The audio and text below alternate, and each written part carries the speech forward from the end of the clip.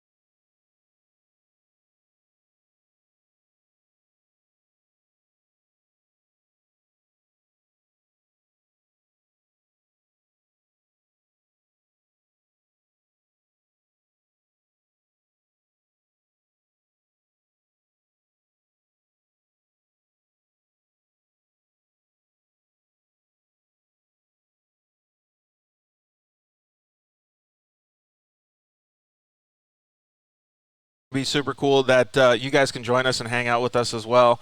And we have some fantastic people that help the show. You can always go on at the Dirt Life Show on social media. We've had a bunch of a bunch of people slide into our DMs lately, so please feel free to do that and help us improve the show. Tell us what you guys want to see, too. Thank you to the guys over at Motul for jumping on board. Those guys make some fantastic products. Dune season's coming up. Obviously, racing season is in full swing now. I mean, you got to probably be changing all the fluids and stuff on your guys' cars. We also use their premix, their Motul premix in the kart stuff. So no, that's a great brand. One thing that I heard the other day, I don't know, I was scrolling through Instagram, and Brian Deegan said something that was like mind-blowing to me, and mind-blowing on the most simple level. He goes, the easiest way that you can get more horsepower for your kid on a dirt bike is to use a good chain lube. I mean, how simple is that, right? So it started getting me thinking. I was like, well, shoot, why not make sure that you're using all of the best stuff in anything that you drive? So I'm glad the Motul guys jumped on board, because now I get to do it at the dunes. Maybe I'll make another extra horsepower on the dyno or something, right? Thank you to the guys over at Shock Therapy.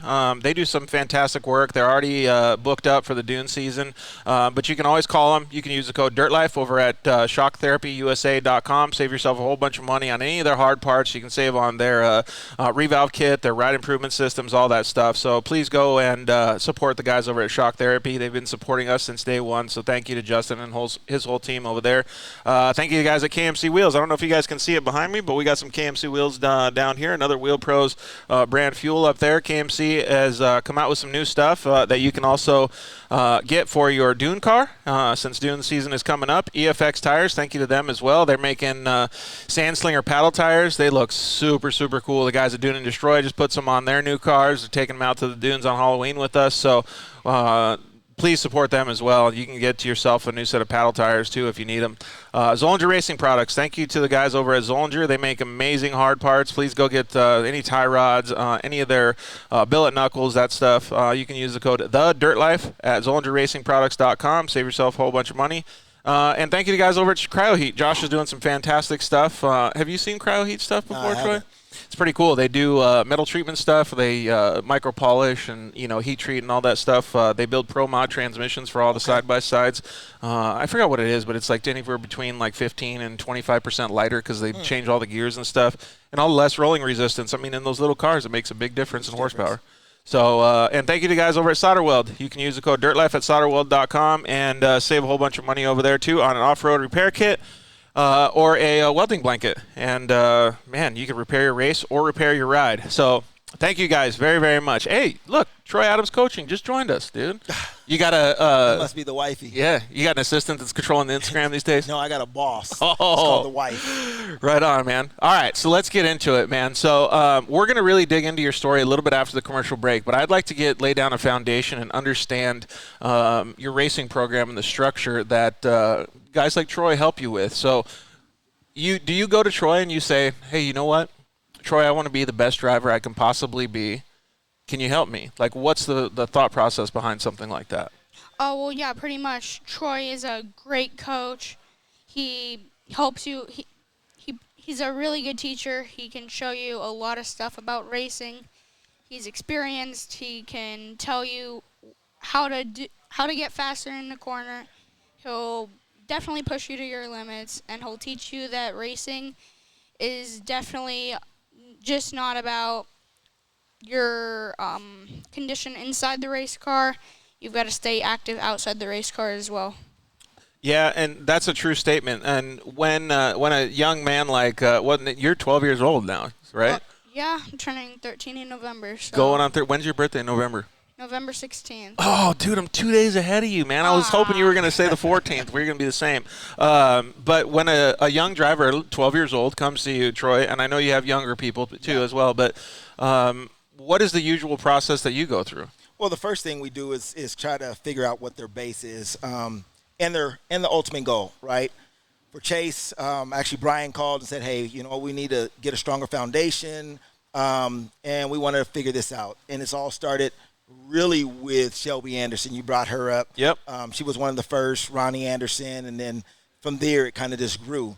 But the biggest thing we find from a lot of our athletes that race in the desert and short course, but primarily desert, is there's a lot of variables. And so we try to, work on their focus. With Chase and some of the other ones, it's literally that. We start them off on an oval track on a go-kart. get their speed up a little bit, see what their conditioning is. So as soon as they get off the go-kart, they have to go in. They do push-ups, sit-ups, blaze pods, different jump ropes, things like that. Put them right back in the go-kart. Yeah. So it's trying to figure all that out. So yeah, and that's kind of why I wanted to understand we have a couple of videos that we're going to show of you helping some of the kids and having some fun with them, but the basis of it is understanding the person first, Correct. right? Whether it's a young athlete, an older person, a middle-aged, whoever it is, you have to know how they need to be tuned up, so to speak. Yeah, and a lot of it too, right? Is the parent living through the driver? Is it something that they really want to do? Is it That something more happens than a the lot, parents doesn't want it? to do?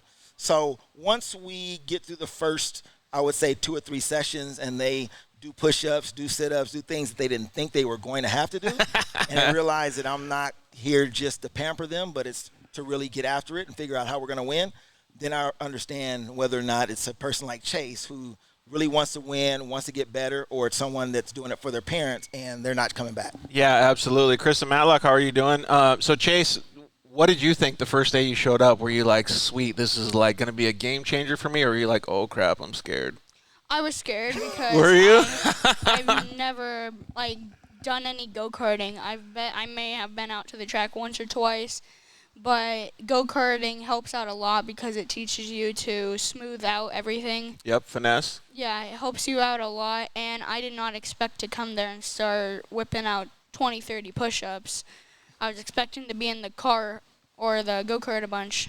What do you usually talk with your friends about it? Is it like a boot camp in your guys' mind, or is it like a recess in your guys' mind? How do you guys consider Troy's schooling? I would say that it's pretty much like it's a school. You do the actual karting, which is a mixture. It's almost like a break, but it's you're still learning and training. Right. And then you go out and you do the conditioning. Yep. And then you come back to the go-karting. So it's a mixture of both. So It's probably pretty cool. Caden McCachran, how are you, buddy? Yeah, so to me, I wish that I had that when I was a little kid, right? We never had that. We were just in the dirt messing around. That's about as much training as we got. And to our, I don't know, benefit or whatever, to our prowess, we didn't stop. We were exercising all day, right? No matter what happened. And times have changed, and now things are much more focused, and things are much more scheduled, and different things like that. And so something like what Troy offers is really nice because you can go to school, get all your work done, and then go let loose on the track, and then get to all exercising and training, right? yeah, so that's pretty much what it is. So, yep, get off of school, come here, basically come into a completely new school. Yep. And then do the conditioning part of it. What's the mental focus that you have to keep, or the mental preparation that you have to keep to be able to go and, I don't know, when you get home from school, you're tired, you had a bad day or something, you're like, dude, now I got to go to Troy's. How do you just push through it and go get all that stuff done? Or is it yes, I get to go to, get in the cart? Yeah, I love driving in general. So, if I did have a bad day at school and we're going out to go-kart or go out to Lake Olson or something to just practice in general, then I'm yes, we get to go practice. And then that lifts your head up, back up, but you should still be just keeping your head up. Yeah, 100%. Is that something that Troy teaches you? Yeah. You just don't want to keep your head down. That's what my dad always tells me. If you do have a rough day, you want to pick your head right back up. Yeah, 100%. I think Troy can agree with that. Yeah, and at the end of the day, we're blessed. Yeah. Right? A lot of times our bad day is better than most people's, our bad days are better than most people's good days. 100%. Try to remind the students that and all our athletes that. Yeah, I agree 100%. Keep your mic close. Yeah. So when the kids come to the schools, I'm sure you have to deal with everything under the sun, right? The kid had a bad day, got a bad report card, whatever it is, all the way up into the kids jumping off the walls because he's so excited, right? When they come to the schools, how do you manage all of that, and how do you manage their expectations? Because, well, let me actually reverse this question a little bit. I would think that you have, let's just say you have 10 kids in the bunch. Okay. Every single one of them wants to be champion, right? Yep. So how do you manage that? Very easily. It's very easy. At the end of the day, every kid to me is pure. what adults we are the ones who, to me, mess up kids. So, yeah. So at the end of the day, the first thing I ask them is, who's the best? Yep. You would. Who's the best? Me. You? Yeah. Are you better than Caden? Yep. Are you better than Chase Carr? Yep. Are you better than Truly? Yep. There you go. It's very simple. Yeah. Mentally, first, we work on their mental aspect. 100%. Now that he says he's the best, now he's got to prove it. Yeah. And so the proof comes with how hard are we going to work. At the end of the day, there's someone out there in this world that's working harder than Chase, Yep. working harder than Caden, Truly, whoever it is.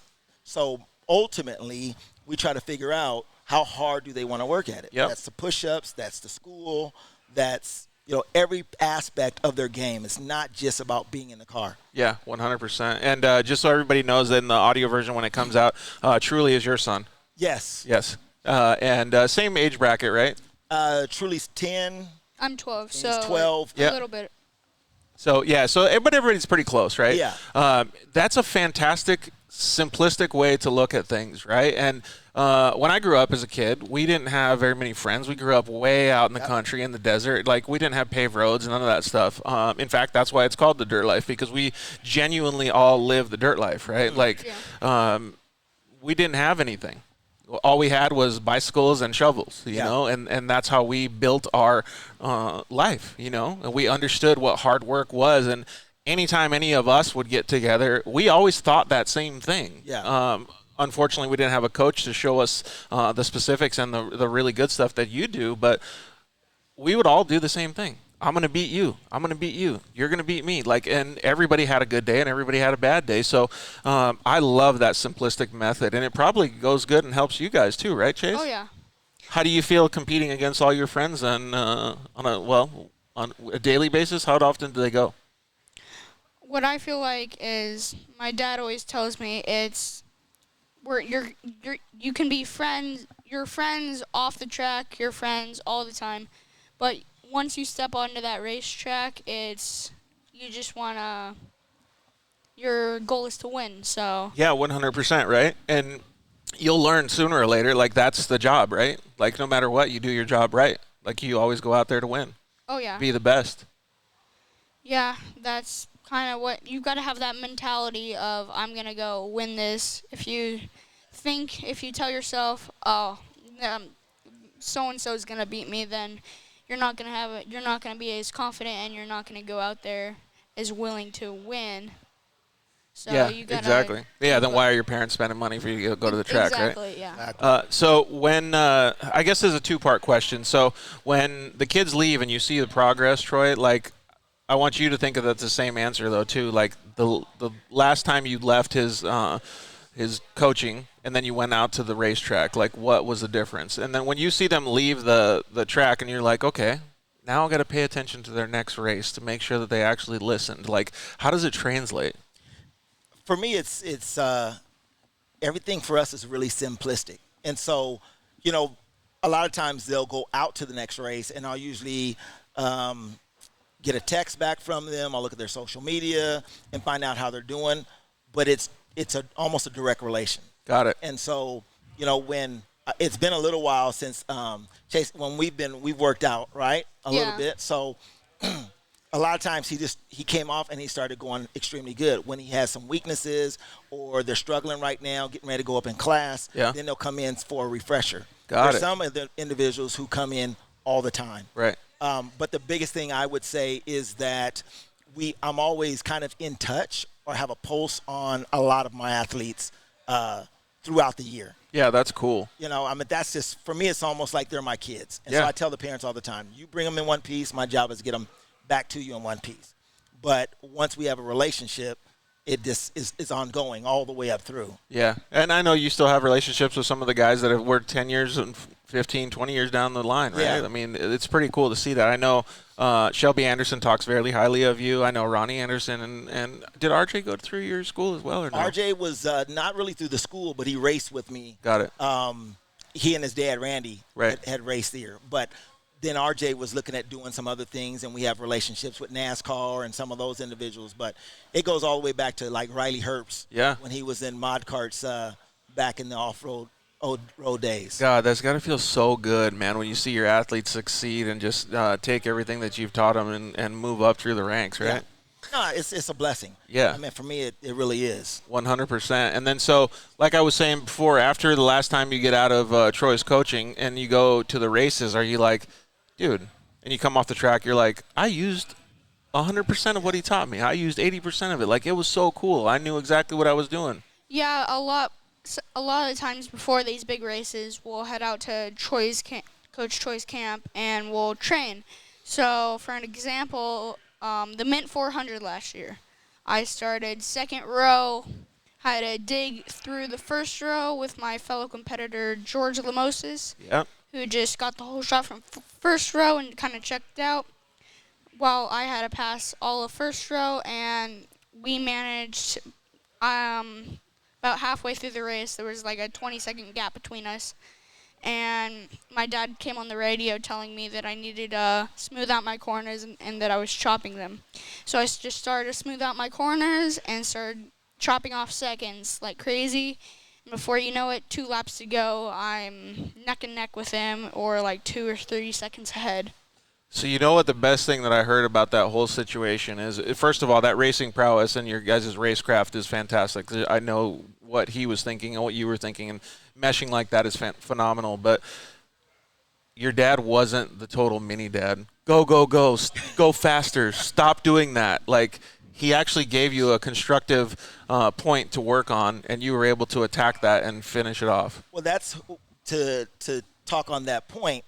Every big camp that we usually have Ronnie, another gentleman, Cole Keats, to come in. Yeah, both fantastic guys. Yep, and come in and talk to the parents. Yep. The one thing that most racers will say they hate is for a parent to tell them to go, go, go. It's almost like, what the heck am I doing? I'm not going fast enough? You don't think I'm trying to go faster? Absolutely. Okay, tell me how to go faster. And so we try to work with the parents to give them the tool in order to go faster. In that case was smooth it out. And so we give them different languages that they can help instead of trying to push them hard and demoralize them, but lift them up and say, okay, do X, Y, Z, right, and our time will drop. Yeah, exactly. It takes a special person to realize that, too. So you got to give a little bit of credit to your dad, Brian, as well, because he was obviously seeing certain things that other drivers are doing better or worse than you, and he was guiding you in that direction. It's really cool to be able to understand that and look at that from a different perspective, like what you're telling us and the audience here is. I couldn't tell you how many times I've gone to the track and I see a parent yelling at a driver or a kid, whatever it is. And that kid ends up, we just talked about it on 2 shows ago with the Burchards. Never throw your helmet. Well, when you get somebody that's telling you to go, go, go, that's what it ends up happening. Is you don't have success, you get frustrated out of your whole situation, and then you go back and you throw your helmet or something. So I'm really pleased that you guys are working on it that way. That's a really positive for me to hear. Well, yeah, that's what happened, because you have these spotters telling these 7 or 8-year-old kids that just got into 170 or something for the very first time. They're thinking they're going very fast while their dad's yelling on the radio, go, go, go. And it'd be like them getting into a fighter jet. They have no clue how to steer. Yeah, and they don't have any judgment of the speed they're going, yeah. Exactly, yeah, they have no clue, like, what it is. So it's very hard for people like that, because that just gets the young kid frustrated. And when you're frustrated, you're not as calm, and that just makes mistakes happen after mistakes. That brings up a really good point. So thanks for giving me that topic to talk about then. So how do you stay calm, or how does Troy teach you guys to stay calm?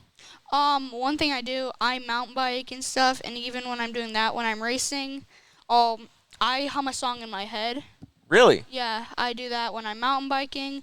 When I'm mountain biking with my mom or something, where she's like, How are you humming while we're doing this? And I'm just doing that to keep my mind focused and relaxed. I kind of want your mom to be up here so I could ask her what song you hum. What song do you hum, dude? Does it depend on whatever you're like listening to at the time? Yeah, it's just pretty much what kind of music are you into? Pop, just that kind of stuff. So right on. Yeah, we've just like when we go mountain biking or in practice or stuff, I'm just humming, trying to keep my mind focused and relaxed. So, yeah, we're doing that. And she's like, how do you have enough breath to do all this? But that doing that, I feel like keeps me calmer to make me like, because one thing you want to do, you make because some kids will go out there, they won't breathe for 2 minutes on the racetrack. That's this guy right here. Yeah, it's so every once in a while my dad will come on the radio and like if I'm far back or something, and he'll tell me Take relax. a couple deep breaths. Yeah, take a couple deep breaths, relax, and just keep going. It's crazy that you say all that stuff because those are all, first of all, way more mature to know that than your age. Like, that's awesome that you're learning that and that Troy is teaching you those things. But it kind of goes back to what we were talking about before, Troy, about every kid has their own little thing that they do, right? I don't think Caden hums when he drives, but Chase does. Yeah, I feel like I don't really feel... You're unique? Yeah. Off the starting line, too. My mom will play some songs. I'll listen to them. We actually have a funny video that I would like to play about what your mom does at the beginning of the races. Yeah, so we'll talk about it a little bit. Or actually, maybe you could tell us what she's doing here. We'll put it on the screen right here. Oh, we got this crappy audio again, but it looks like your mom's dancing in front of your razor. Yeah, we do this almost every single race to get me fired up, and my mom will start dancing. It's pretty funny, right? How does that make you feel? Are you just like, oh my gosh, what's she doing? Yeah, sometimes I'm like, oh my god. Other times I'm like, fine. Just you know what the cool thing about it is, though, is it kind of takes your mind off it and puts your mind at ease. Exactly, you know what I mean? Yeah. When you see all those things and hear things like what Chase is talking about right now, Troy, what do you think? No, I think that's cool. You know, everybody has their own thing of trying to get into the zone, but more importantly is when you're on the track, it is to be able to relax, to breathe, to think. You know, I always tell majority of the drivers, especially as they get to be elite, right? Everybody's fast. Right. Everybody's fast. When you get to be the top 3, top 5 drivers, you're fast. But who wins is the one that's the smartest. And if you're smart, you're able to be able to relax, look at what they're doing in front of you, making mistakes, or if you're out front, can we pace ourselves? Are we hitting our marks? Are our eyes up? Are we able to breathe? So, you know, at a young age, that's what we really try to focus on is the foundation. Yeah, instill the racecraft so that they can live that long professional career with that racecraft in mind. Well, and that's one of the things. I was just talking to Casey Curry, and he's like, man, a lot of the things that you teach are so basic, but it's stuff that I never really thought about. And our biggest thing is if the foundation of a building is strong, during an earthquake, it will not crack. Right. It will not crumble. Yep. And so we really, with them being that young, right, it's being able to teach it and have that strong foundation so as they go up in their career, they're secure. 100%. I couldn't agree more with that. Dirt Exhibition actually commented in and said, does anyone else hum Motley Crue, Kickstart Your Heart? I've heard of that song. I've never hummed it, though. It's probably a little bit past your age demographic, but that is a funny one, though. I always used to listen to a little bit of music as well before I went out there. It usually calmed me down, right? Or it kind of gets the blood flowing a little bit. You know, a lot of these supercross and motocross guys, they do a little bit of cardio right before they go out. Do you guys do any of that kind of stuff? Before the races, we might do some jumping jack and stuff to get the blood flowing. Yeah. But not like Supercross. I see them doing like bicycles and stuff right before. Yeah, it's Brian a little does different. that a lot. Does he? Yeah, Brian Deegan does that a lot. Yeah, he'll run or he'll do ropes. Yeah, and for the older guys, I mean, it clearly helps a lot more than the young kids because they don't necessarily need the jump start. Brian's old. I'm just kidding. We're the same age, so I'm saying I'm old too. I got you guys by a few years. So let's see here. I want to put on a couple videos that are of you, Troy. Hopefully we don't get this crappy audio, but let's see if we do here. What are you doing here with the kids? That's actually truly we're doing blaze pods. Blaze pods? Yeah. So, and then this is having a little bit of fun boxing with a kid. You know, but that right there is even boxing with a kid, right? That young kid, he's 5 years old, and he's actually one of our fastest athletes of the kid kart class from 5 to 7 years old. Really? And so what's crazy is I used to tell Troy Herbst when Riley was thin, he was one of those kids that we had money, we had all the toys, but he had no discipline and he had no fight. Yep. And I used to do the same thing with Riley Herbst. And I said, Troy, when he starts fighting me back, we'll start winning races. Yeah. And he wouldn't do it. All of a sudden, he started fighting back. We started running to the front. He started hitting harder. We started winning races. Why? Because he had fight. Yeah. Out on the racetrack, there's always a fight. And sometimes we want to protect our kids and protect them so much that they don't know how to fight.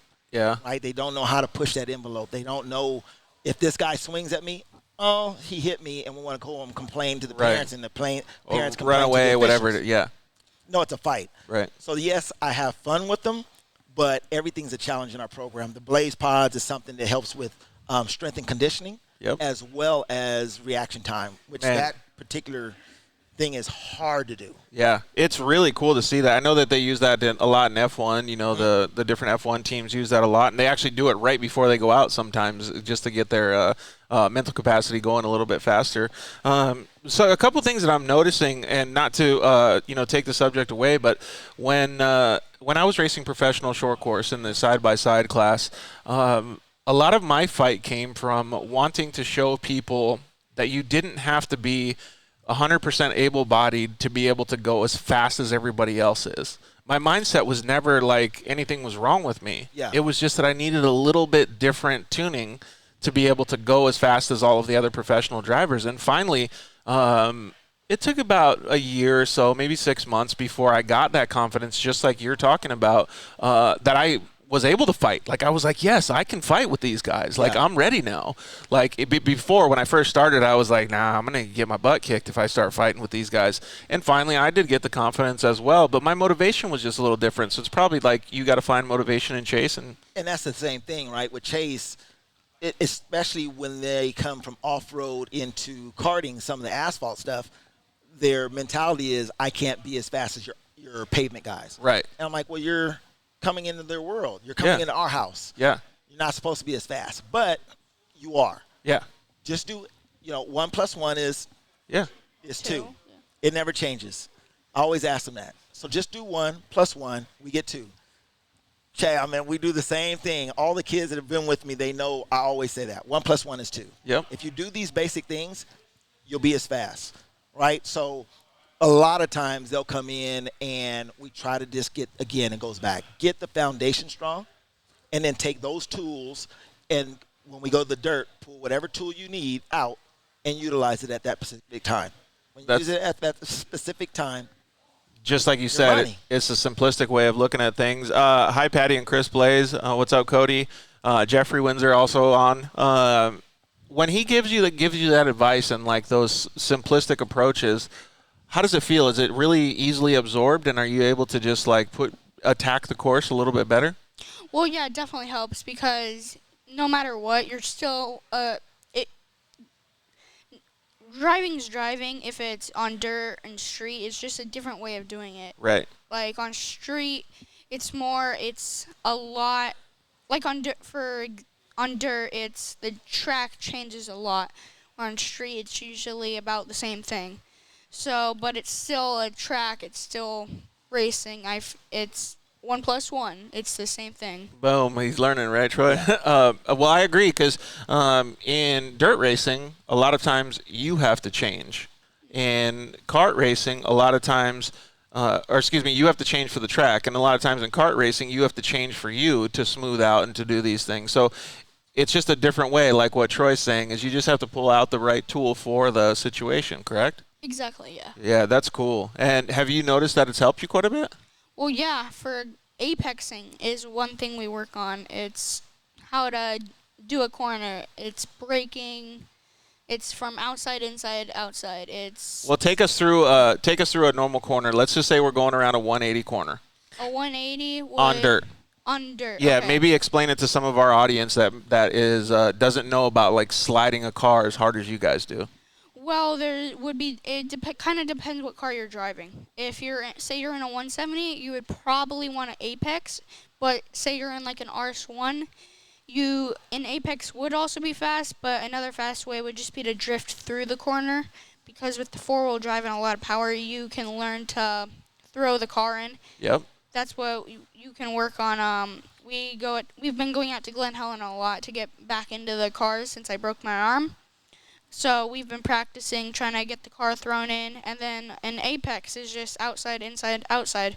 A late apex would just be doing that, so outside cutting into the last part of the inside part of the corner and then floating right back out to the outside. Sounds like you know your corners pretty good, man. Yeah, we've been working on this for a while, and I feel like I'm a pretty smooth driver, but there's always room for improvement. Yeah, and when you put 10 other guys in the same corner as you, it changes, right? Exactly. When a perfect corner, that'd be a perfect corner, but when you start throwing people in, you've got to modify it because maybe there's someone blocking the inside so you can't do an apex. Maybe there's someone on the outside already trying to do an apex.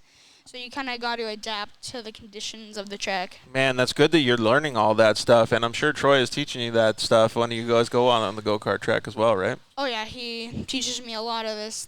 Before I went to him, I didn't know what an apex is. That's when me and my dad, before the race, we were drawing lines in the sand to show me how to do a corner. There you go. Quintero Racing says, our team driver, Seth, raced with Chase at K1 Speed, which is the little go-kart track. I think it's a little electric go-kart track, and said Chase was fast.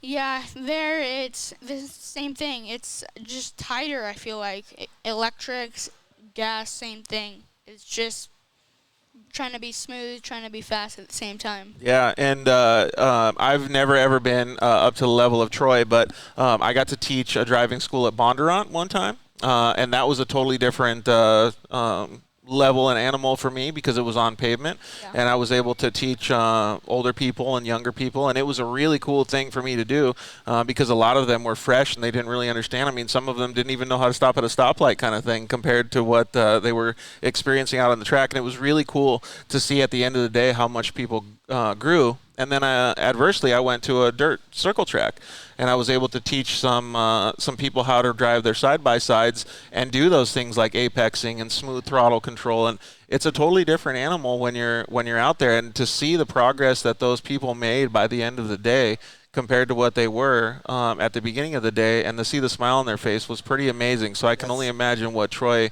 and the fulfillment that he gets from seeing you guys succeed. Yeah, I mean, and that's all of it, right? When you're racing, there's only one winner. Yep. So you have a whole bunch of mad people and you got one guy that's happy. Through a school, as long as they're learning skill sets, and yes, we're competing at blaze pods or we're competing at ropes, but the bottom line is how much did you learn from that particular session? How good did you get? How much stronger did you get? Yep. And so majority of the times, unless I've made a few kids cry, they all left pretty happy. But, I mean, I will say we have a few kids that cry. So yeah, but that's part of the deal. Sometimes it's tough love, right? I mean, that's just the way it goes. That's just part of the deal. Yeah. I mean, there's one thing I tell everybody. I don't sugarcoat it. You bringing the kids in, your goal is to get them better. Yep. And it's kind of like football. At the end of the day, we have to kind of get in the trenches and get dirty. But through all of it, through all that fire and everything else, at the end we'll have a pretty precious jewel. It sounds like you really enjoy that method, though. Oh, yeah, it's a lot of fun learning how to experience this. And once you get to do it, because it's pretty much, it's more fun to win than to lose. You think? Yeah. So, but putting in that work, it's, fun. And then that gets you faster and faster. When you leave, though, do you have that feeling of, I don't know, awareness and like a higher level of feeling than you did when you before you went to the school? Because I know that every time you get on the podium, right, you have like, wow, I just did good, but what can I do better next time? I feel like I would leave the Troy Adams coaching with that same kind of mentality. I did well, but I can still do better. Let's see how I do at the track. Yeah, exactly. Going to Troy Adams helps just to give you confidence like that. It helps just getting on the track, and then you can learn what I need to get better at, what I'm doing pretty good at, but I still need to perfect, and it's just learning. Yeah, 100%. Well, just me sitting here talking to both of you guys, I'm getting fired. I feel like I'm at a Tony Robbins Pump You Up festival or whatever they call them, because it really gets me excited to understand that you guys are putting, Troy, first of all, you and the kids and Chase, in your racing program, that much effort and that much critical thinking, because I've said this a million times. I've hated school my whole life. Hated it. But I went to school. I got straight A's. I graduated in 2.5 years for my computer science degree. I went to school 11 hours a day because I hated it so much, and I wanted to get out there and start making the moves and doing what I wanted to do because I had the same mentality as what Troy is teaching you and what you're learning from Troy. Because all I want to do is go out there and win. That's it. So when I hear you guys talk like this, I just get fired up. Yeah. Well, yeah, school. It's kind of that same thing. You got to push through, but you know there's gonna be an end, and once you get to the end, it's gonna be blue skies from there. You do have to get a job or make this a professional racing career, Yeah. start making money for those blue skies, right? Yep. That is cool, and we're going to talk about that a little bit later in the show. Actually, you know what? Let's just talk about it now. Like, what are some of the goals that you're learning? Because, and how do you put the stuff that Troy is teaching you now into those goals? Like, where do you want to be in 10 years from now? In 10 years, I'll be 22. So from there, I like to race. So, if I get invited to, like, maybe Dirtfish, or if I get invited from Red Bull to Carr, I feel like that'd be awesome and an awesome thing to do. It would be pretty cool. You got to start making friends with Seth Quintero a little bit more, bringing him some Poke Nachos down there. Yeah, I really look up to what he's doing. Yeah. He's doing a fantastic job. So how do you implement the things that Troy is teaching you now to get to that point? Well, you've just got to, it's the learning curve. You've got to learn how to go faster. And one thing, you've just got to learn to express yourself. You can't you have to let yourself out. You can't be stuck in a bubble. You have to try new things and do stuff like that. I agree 100%. And when you hear him say that he's got those lofty goals, Troy, what do you think? No, I think that's part of our program. Unfortunately, because of COVID and everything else, Chase and them weren't able to come to the last camp. We actually made it a little smaller and cut down the numbers. But that's one of the things that we work on with our athletes is learning how to do B2B, right? Yep. Business-to-business relationships, and how do we grow those sponsorship in those relationships in order to drive revenue for companies in order to fund our racing program. And so that's one of the things as our older drivers, especially Ronnie and Cole, come back and they actually teach that class for us. Nice. Because they've done a phenomenal job. As we know, RJ and Ronnie, again, their sponsorship was gone from one sponsor, and then all of a sudden they come on the scene with NOS. Right, rebuild. Right? It's because of that. So, he's got a great career ahead of him. He's doing good on the track, and now what are the other tools that he needs in order to make this a true living, right? And so that's, I think that's awesome. And one of the things that we need to work on is not about if, but when Red Bull calls me at 20 years old, this is what I can do for them, and this is how we can grow their program. Yeah. I couldn't agree more, man. When you have those lofty goals and you eat the elephant one bite or eat the monster burrito one bite at a time, you can finish it at some point, right? Yep. At 12 years old, I didn't have any of that same outlook and ambition because I was just living in the dirt. So I'm so excited to hear that, man. Like, it is really cool to see that you have that mentality, the racecraft, and everything going for you. I mean, you've already won so many championships in a 170, and you're going to just keep going and going, dude. Yeah, that's what I kind of plan to do because I'm going to be moving out of the 170 this year into the bigger cars. So it's just got to do it in those cars too. So. With how mature you're talking so far, I thought you were going to say, I'm just going to be moving out on my own in just a couple of years. We're good to go. Like, I can start living my life. Oh, yeah. It's pretty cool. What are some of the things that you've seen from young Chase here when he's doing the coaching with you that stands out, Troy? Really, a lot of it comes after the fact, right? So when I'm coaching at the track, we're working on certain skill sets to improve them. But it's pretty awesome for him to sit here and talk about kind of the apex and what he's learned from that aspect and putting those into his driving. The simple things of breathing, the simple things of relaxing, what they took away from Brian not being a dad of saying go, go, go, but hey, I see that we're kind of screwed up right now. Just relax, breathe, and do your job. Yep. Like all those little things, it's those little things that make the big piece of the puzzle. Right. It makes the whole puzzle. And so for me, that's what's exciting about my athletes is when I get a chance to sit down and talk away from the track and the maturity and all the information starts to flow out. That's so cool, man. I love to hear that. And you've always taken racing pretty seriously from a young age. When did you start racing? When did you get into your first side-by-side? Started racing, I think it was 2017 at a Glen Helen Dirt Series race was my first race, and I didn't start off being a good racer. I started off 9th, but we just put in the practice. We were at Lake Elsinore a ton, just practicing and getting better. So. Dang, that's cool. And then you obviously hooked up with Troy to learn a little bit more of the racecraft and the ability to have your dad, coach you better and stuff. That's pretty cool as well. Yep.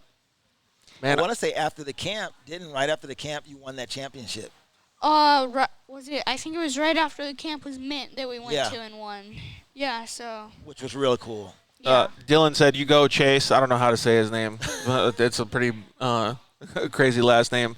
But yeah, Caden Danbury just jumped on and he said, Troy is the best coach. Thankful for him. And Caden's doing a lot of the same things as well. He's really making his professional, career go as far as he can. Getting into the 1,000 RS1 1000 class. Like, all those kids are jumping up, man. It's like, shoot, 170, and then it's like a snap of your fingers, and they're already in RS1. Yeah. No, and Caden, he has. The biggest thing for him is this confidence. Yeah. Right? Confidence and getting in shape. Yep. And so we're always talking about Caden. Carr, we got them into the gym when they came, and they were like, oh, let's do jump ropes. Well, that was a joke. So, we've taken away all of these things that you and I did in elementary and junior high, Yep. the basic foundation, jump ropes, tennis balls, all those things. When I put them into our workout environment, we start realizing what the weakness is. Yeah. So that's Caden's deal.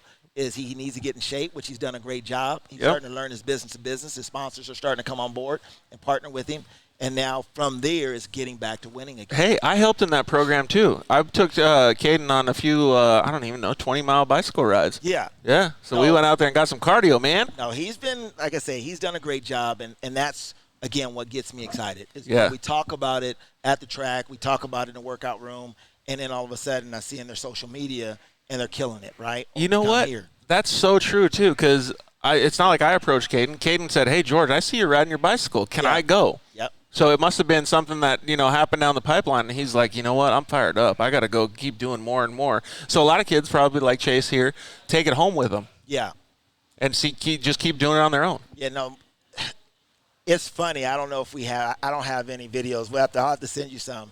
But most of the kids cannot do a minute worth of jump rope. Mm-hmm. Like, out of 40 kids the first time, I want to say, Do you remember my first time jump roping? yeah, it was a joke. That was a joke. Yeah, it was a joke. I was trying to be nice. I would have used truly instead. But since you said it, yeah, it was pathetic. Yeah. But most of them were. Caden was the same thing. Like, he was just ready to pass out. And I'm like, okay, this is absolutely ridiculous. So we teach them just, again, Yep. hand-eye coordination. If you can't last a minute worth of jump rope, like, how the hell can you do an hour on track and breathe and relax? 100%. And so it was just a little things that started helping my program as well to realize where our kids were. So let me ask you this question, because I've always struggled with answering this question for myself. Back in 2012, I trained for 2 years and I competed and did an Ironman. Okay. And during that time, before that, I had zero idea. I didn't even know how to swim. I'm a dude from Arizona. No water around me. I'll tell you a little story about it. Keep going. And for the swimming portion of it, I hired a swim coach. And the first one I hired was garbage. Like, didn't even know. Like, I was just basically doggy paddling. I had one of those. Yeah. And so even to this day, I'm not a good swimmer. I'm barely even novice at best. Okay. But I drank more water the first 10 sessions than I did actually paddling water. Yeah. And I always wondered, had I had a professional, had I had somebody good that could have coached me, if it would have helped that much more in that instance. Because I always want to do better, right? What did I do wrong that I could have done better? And I look back at it and I go, shoot, what the heck was wrong with me for not doing better at the beginning? Do you ever have those same type of instances with people that you're training? Yeah, I think we all have things that we suck at. Right. Right? I was the same deal. I actually did a triathlon. My wife talked me into it. She's a great swimmer, but she doesn't ride bikes well, and I can run and ride bikes. So look at who I should have had to coach me on swimming, man. you still will drown. So the thing is this, right? This is the point. We both don't swim well. I almost drowned, but my desire to finish and do better was stronger than that to lose. Yeah. And so I tell everybody, you know what? When we go out and run, and when I race with any of the Chase, truly, I don't care, Ronnie, very, very few, I think only one, Haley, one has beat me at the kart track. Wow. And it's because I always tell them, my desire to not lose is stronger than your desire to win. Yeah. I just don't like losing. I can agree with that Right? statement 100%. So for me, when we're working with athletes, sometimes when they just are really bad at a particular thing, I just don't focus on it anymore. I'm like, look, you're bad at that. You're bad at whatever it is. Maybe you have mental focus, whatever.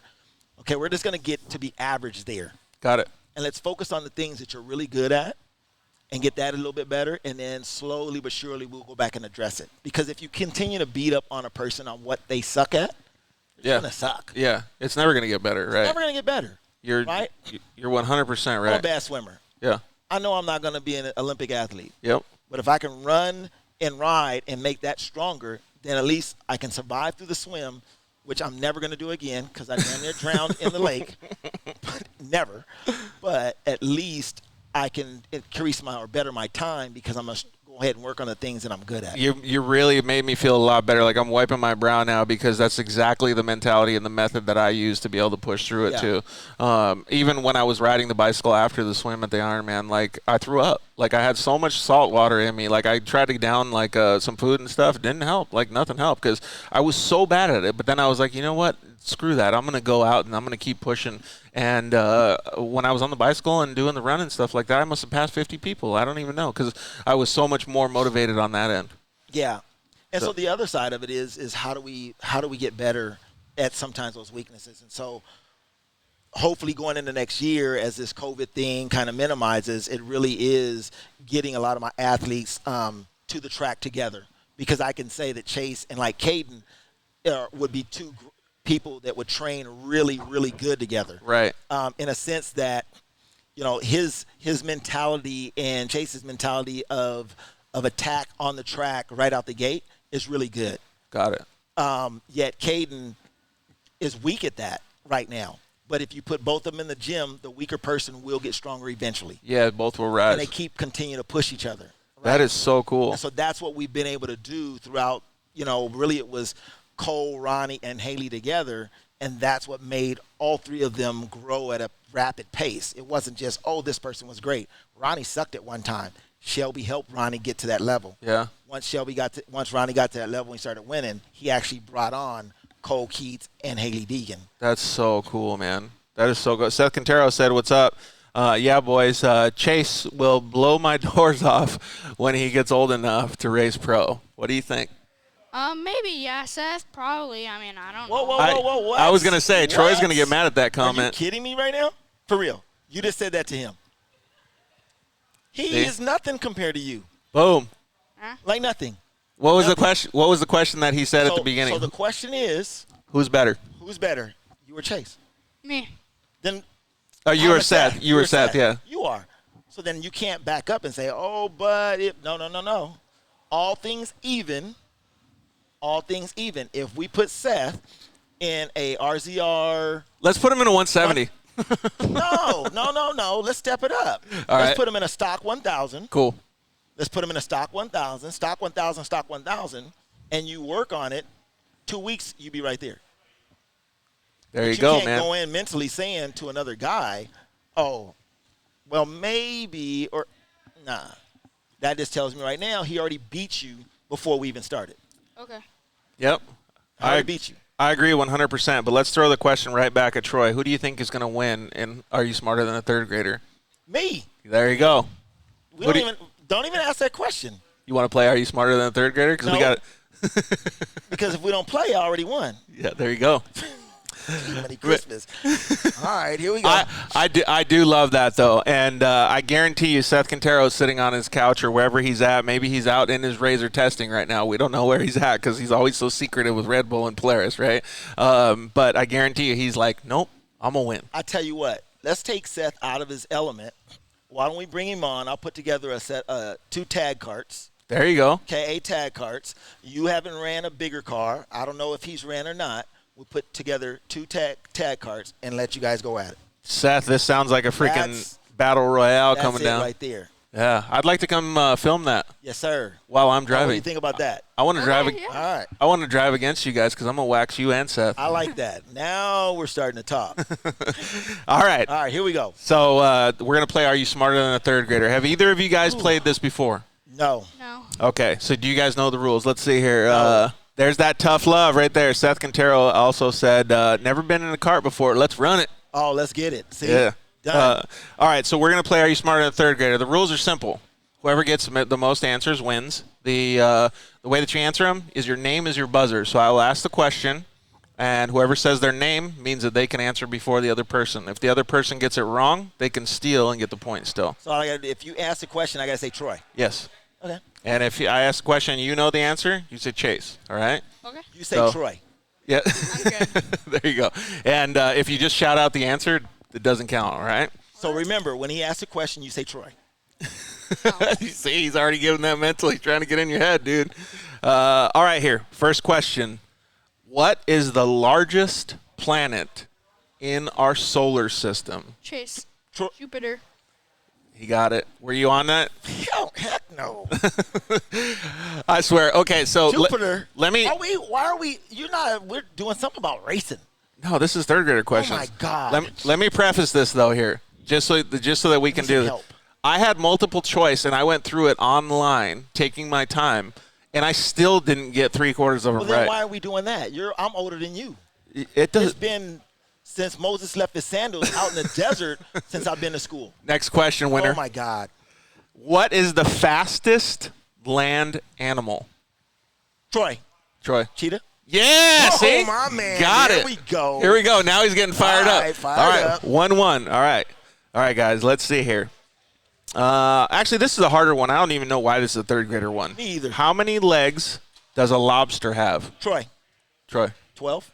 Close. But now, see, he's got the mental advantage because he's understanding the game, not just the answers. Ronnie Anderson figured it out quicker than RJ did, and he came away with the win. So now you can steal, though. How many legs does a lobster have? 10. Dude, nailed it. Yeah. So, all right. Easy.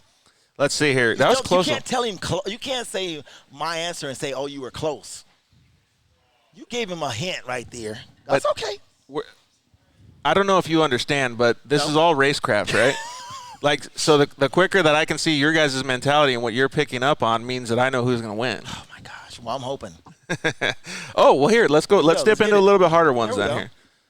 Your rich uncle wants to give you $100 every day for the next 3 days. How much will he have paid you? Troy. Troy. 300. Boom. Nailed it. Got it. You got to remember, this is third grade. Okay, tied up. Okay. We're tied up, 2-2. All right. I was trying to wait for you on that. Oh, here, them is fighting words now. You got to get your game up. All right. You have $20. God, I didn't miss that. You give $9 to your friend John and $5 to your other friend Bruce. How much do you have left? Chase. 6. There you go. Yeah, there you go. Got it quick, man. I knew Troy had the answer. He looked at you first. played But it. um, It's okay. all right. I gotta even it up. So, wait, are you one ahead or is it tied No, now? it's even. Oh, okay. All right, well, I'll tie it up then. Even if it's not, it's even. I think Chase might be ahead. We're gonna ask two. He's up one. We're gonna ask two more All right, here we go. questions. We're gonna ask two more questions. more. Give you a chance. All right. So you only have to get one more to win. He has to get two more to win. All right. Okay. What planet is the? Okay, we're not doing that one then. Troy already got. Okay. Oh, actually, this is a good one here. Julius Caesar was the emperor of what empire? Troy. Troy. Rome. Yeah, the Roman Empire. Woo! We'll take that one. All right. So now it's all tied up. Yeah, it is. So this is the last question for all the glory right here. Let's see here. I'm going to go down a little bit. Oh, this is a good one. What is the capital of New York? Remember, this is a game. So whether you know the answer or not, there's a strategy. Troy. Troy. Brooklyn. That's close. You can't say it's close. I don't know. It's the only one I know. It's the only city I thought of. It's not close. Oh. It's not close as in distance, but it's close as in the Go letters. ahead. I have no clue. No clue. All right, so we're gonna go What on was to it? we're gonna go on to another question. But yeah, what was it? It's Albany, New York. Oh. Yeah. I didn't have that one. New York, New York. All right. The final question of the night for all the marbles. Championship trophy. The Statue of Liberty was a gift to the United States from what country? Chase. France? Woo! Winner! Good job, buddy. I saw you sweating it out at the end there. Good job, was Troy. good. I'ma You give did it to you. fantastic, man. I'm going to give it to you. Both of you guys did fantastic. That was one of the most intense games. I think Ronnie and RJ were about the only other intense game that could match on that level. So that was a good one. You guys both did. Never gave you that 6. Oh. You guys both did fantastic, man. Desert Squadron, let's make it a party. I want to go-kart racing too. And Chase Razor said Albany, so he gave somebody the answer. Yeah. So did you understand the reason? A lot of the reason why we play this game is because it's fun, right? Yeah. But there was a little bit of strategy there, and I laid out the strategy before you guys took off, and Ronnie understood the strategy before RJ ever figured it out. The strategy is, and I should probably just tell you guys off air, but you always say your name. It doesn't matter. Yeah. It doesn't matter whether you know the answer or not. You've already taken the win out of their sails. Yeah. If you say your name before, because then they don't have a chance. Yeah. So it's like you cut whole shot and cut them off, even if you had a slower car. You just cut them off and make all kinds of dust. They can't pass you, right? It's the same exact thing. So as stupid as the game is, or as fun as the game is, there's a lot of strategy, and that's what you learn in racing, right? I like it. So I'm glad that you guys had a good time playing Are You Smarter Than a Third Grader? We're going to we should take a quick commercial break here because we're running about 5 minutes behind. But I want to give you a chance, Troy, to let all of our audience know how they can contact you and get the same services that Chase has. Definitely. You can always contact us at troyadamscoaching.com, which is the website. Troy Adams Coaching on IG, Facebook. Yeah, we tagged you on some stuff too. So if they know and then Adams Motorsports Park, which is the facility that we run at mostly. Where is that at? That's also in Riverside, California, right off of 60 Freeway and Market Street. Right on. And what kind of schedules do you have? Our schedules are pretty crazy, so the best thing to do is check online, and then if our schedules does not fit theirs, they can always call us, and we try to meet the client schedule as well because we're all busy. Okay, got it. All right. Well, Chase, we're going to go to commercial break. Then we're going to bring your buddy, Chase Carr, on as well, right? All right, so I think this audio is going to be a little scratchy, guys, so just bear with us. I'll turn it down a little bit, but enjoy the commercials for the next 5 minutes. We'll see you guys in just a sec.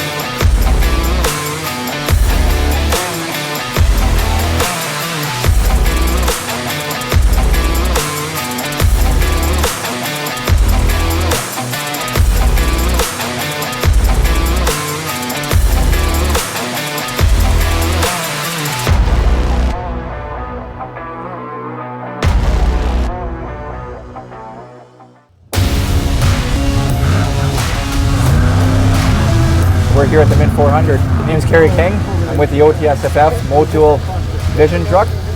Motul oil is a big part of our race program. I mean, the consistency, the temperature that it holds, and the issues that we don't have while we're using that oil is self-explanatory. Motul Oil, they've been with us for over 12 years. They jumped on board with us with the 6100 race truck here, Mint 400, and they've been an amazing partner with our lubricants. And really, it's allowed us to finish every race in 2019, and we're jet setting really well here for 2020.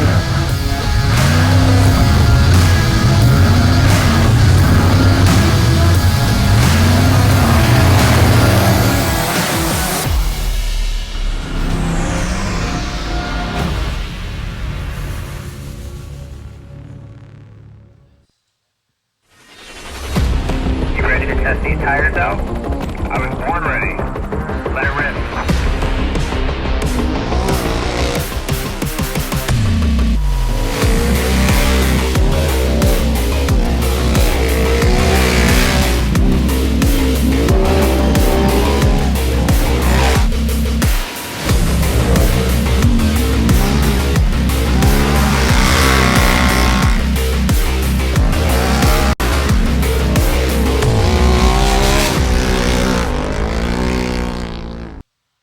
Shock Therapy, the premier UTV suspension tuning company.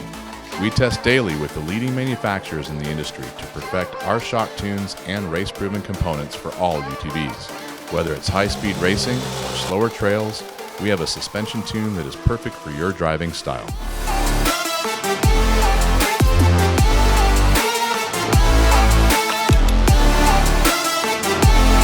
Visit shocktherapist.com to improve your ride today.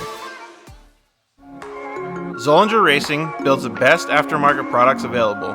Products for your UTV or snowmobile, including billet radius rods, billet tie rods, billet steering knuckles, billet steering racks, alternator kits, and much more.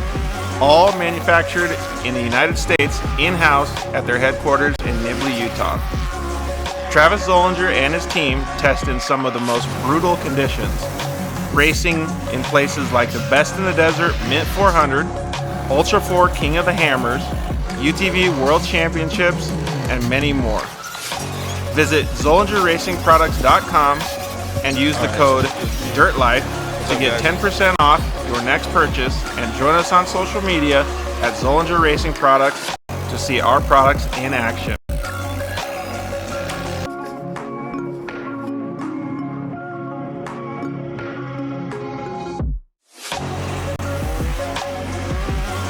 Zollinger Racing, the best products, period.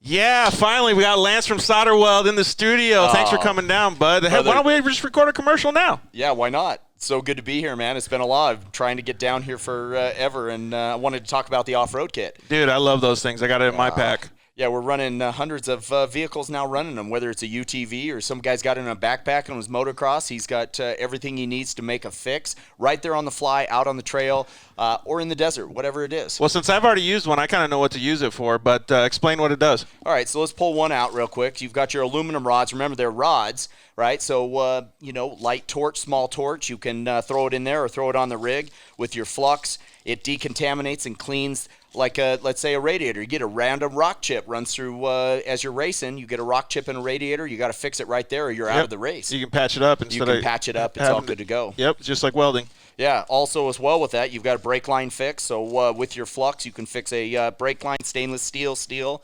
And then your hot block, heat absorption putty. So it keeps you from getting burned, number one, as well as keeps the heat from traveling. So it's really nice. I've used this not even to fix anything, so that stuff works so good, man. Listen, it's easy. It straps in nicely so that you have everything you need in one little place, and you don't have to carry a big bag in it's the like a first truck. aid kit for your vehicle. Yeah, Chase trucks have it as well, so that if they need to make a fix on the fly, they can get it done and get it done quick and get you back in the race. Dude, those things are so cool. All right, so it's at Solderweld on Instagram, Facebook, and solderweld.com. Awesome. All right, thanks, bud. Appreciate it.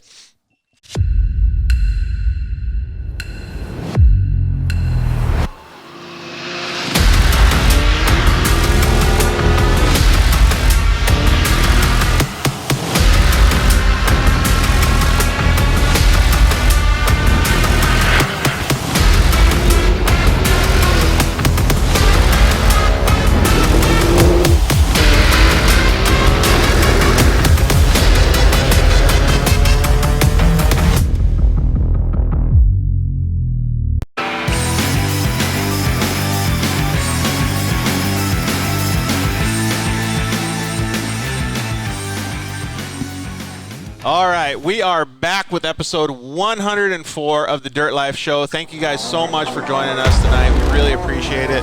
We have, legendary youth racer extraordinaire, Chase Carr with us today. How are you, Chase? I'm good. How are you? Doing pretty good. So we decided, over here with Chase Mankin, that we're going to just have to call you Squish because we got to make sure that we got different at least I got to keep my head clear, right? So how does that sound with you, Nick? If we're referencing the kids, we call Chase Carr Squish, and we're just going to call Chase Mankin just Chase. I love it. All right, and then we have Nick Olson from Chupacabra Off-Road on our Instagram live feed. We're going to pull him up right here. There we go. Now, so everybody can see you on Facebook and YouTube as well, buddy. So how was the Sand Sports Super Show? Maybe you can tell me if you saw these bad dogs running around. Well, I definitely saw Chase on Saturday, maybe at the height of the pandemonium. I think like midday, Chase, right around like lunchtime. Yeah, pretty much. I think it was like 11 o'clock or something. So yeah. And you were there Saturday. I don't know if you were there any of the other days, but man, Saturday was off the hook. Super awesome to be back in Southern California where the show should be. I've been going to the show since 2013, and first time as a vendor with our own booth. So we launched some new products, and we've been really trying to get our name out there and met a lot of customers, which is what I love. It's like something we don't really get to do throughout the whole year. Maybe a couple times like big glamorous holiday weekends, but it was overwhelming, exciting, awesome, and fun. Yeah, dude.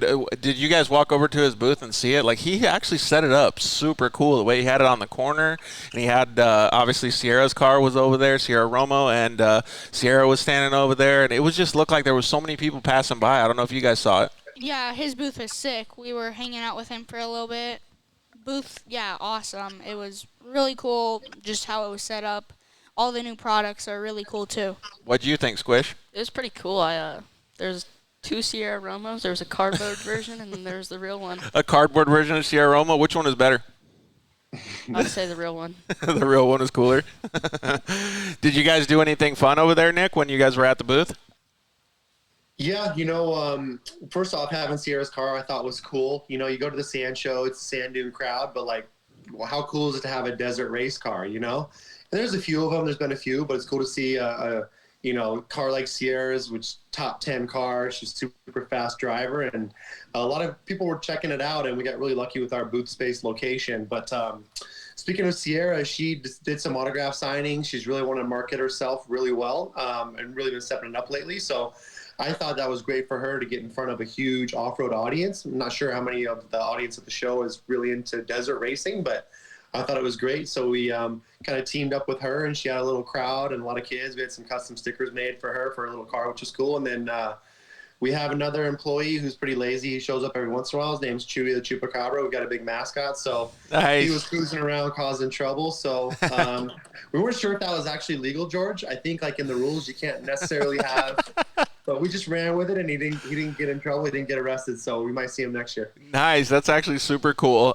So a couple things that I noticed, because Troy Adams was just on the show. I don't know if you got to see him, but he was talking about maybe some of the stuff that they teach over at his coaching was marketing yourself. And like you said, it's just kind of putting yourself out there, and Sierra did a good job of that this weekend. Whether it was going to be successful or not was just kind of up in the air, right? But it obviously was successful for you, being one of her business partners or her sponsors. What kind of stuff do you recommend for these two sitting here next to me in regards to that, like putting yourself out there and being more available to your partners? Yeah. So, these two youngsters, Chase is our only athlete who's on the younger side in the youth classes. We, as a small brand, I'm a little bit of a racer myself. Pay somewhat close attention. I'm not near in the world like all of you guys are and go to all the events. But, I try to get an idea of who's interesting in terms of, first off, we're on social pretty heavy, so we have a good idea of who has a good presence and kind of certain people that stand out. So I think, content's incredibly important. I've listened to your show a couple times, George, and it sounds like you're on the same wavelength where, in the sport of off-road racing, a lot of things can go wrong. A lot of things can happen. So, getting wins, getting podiums is awesome. But, also from a sponsor perspective, your social, doing things like that, going to events like Sand Show, having a presence there with your, like Chase had his factory shirt on, which is cool, is important from a sponsor perspective, because it's on and off the racetrack as a whole in terms of what do you provide? Because there's a lot of people that race, and, as a brand, we want to have a little bit of racing in our ethos. I think some of those race parts and racers can help sell the parts to the guy who might not ever race, but I think it's important, like I make some of my decisions if a tire does really well and holds up certain parts, I think, and we just launched a race-specific mirror. So I think if I was encouraging you youngsters, I'd look at which brands are you launching products that other racers might be using, or they're trying to use the racer demographic to maybe kind of spread that message of that product or service to the broader community. Yeah, 100%. And we'll touch on that a little bit more, but Seth Quintero just actually made a funny comment online. He said this was the first year that he didn't see anyone post the Sancho meme. And that's funny because the whole time we were going up to the Sancho, we were making fun of that thing. So I should have posted it, Seth. I'm sorry, buddy. So going on what Nick was saying, how informed are you guys about social media, and like what do you guys do to make sure that well, COVID is a good example, right? Like what did you guys do during COVID, since you weren't racing, to give back to your sponsors? You go first, Chase, and then Squish, you can go after. Well, if you've seen our trailer, first of all, we've got big stickers on our trailer supporting our sponsors. When I go to school, if my whole wardrobe is just all sponsored stuff, that's pretty much all I wear. So it's just stuff like this. And you're posting about it on social media and the things that you're doing and stuff like that too. Yeah, we're trying to support our sponsors as much as possible. Even if you're going to Troy Adams coaching, you're posting it on social media. Pretty much, that's the sponsors are the name of the game. Yeah, so. 100%, and that's how you get to your goal of being a champion at 22 years old, right? Exactly. What about you, Squish? Same as Chase. Just wear my sponsor shirts. I race like a bunch of stuff. I race jet skis, so my jet skis wrapped to match my car. Nice. All my sponsors. Posting on Instagram. That's like the main part. Making sure that you're sharing your life with the people that care about you, right? Yeah. And the people that support you. I know that you guys both did a little bit. You guys looked for other races other than just your normal series to go to so that you could still keep racing a little bit. Did you go to Texplex, Chase?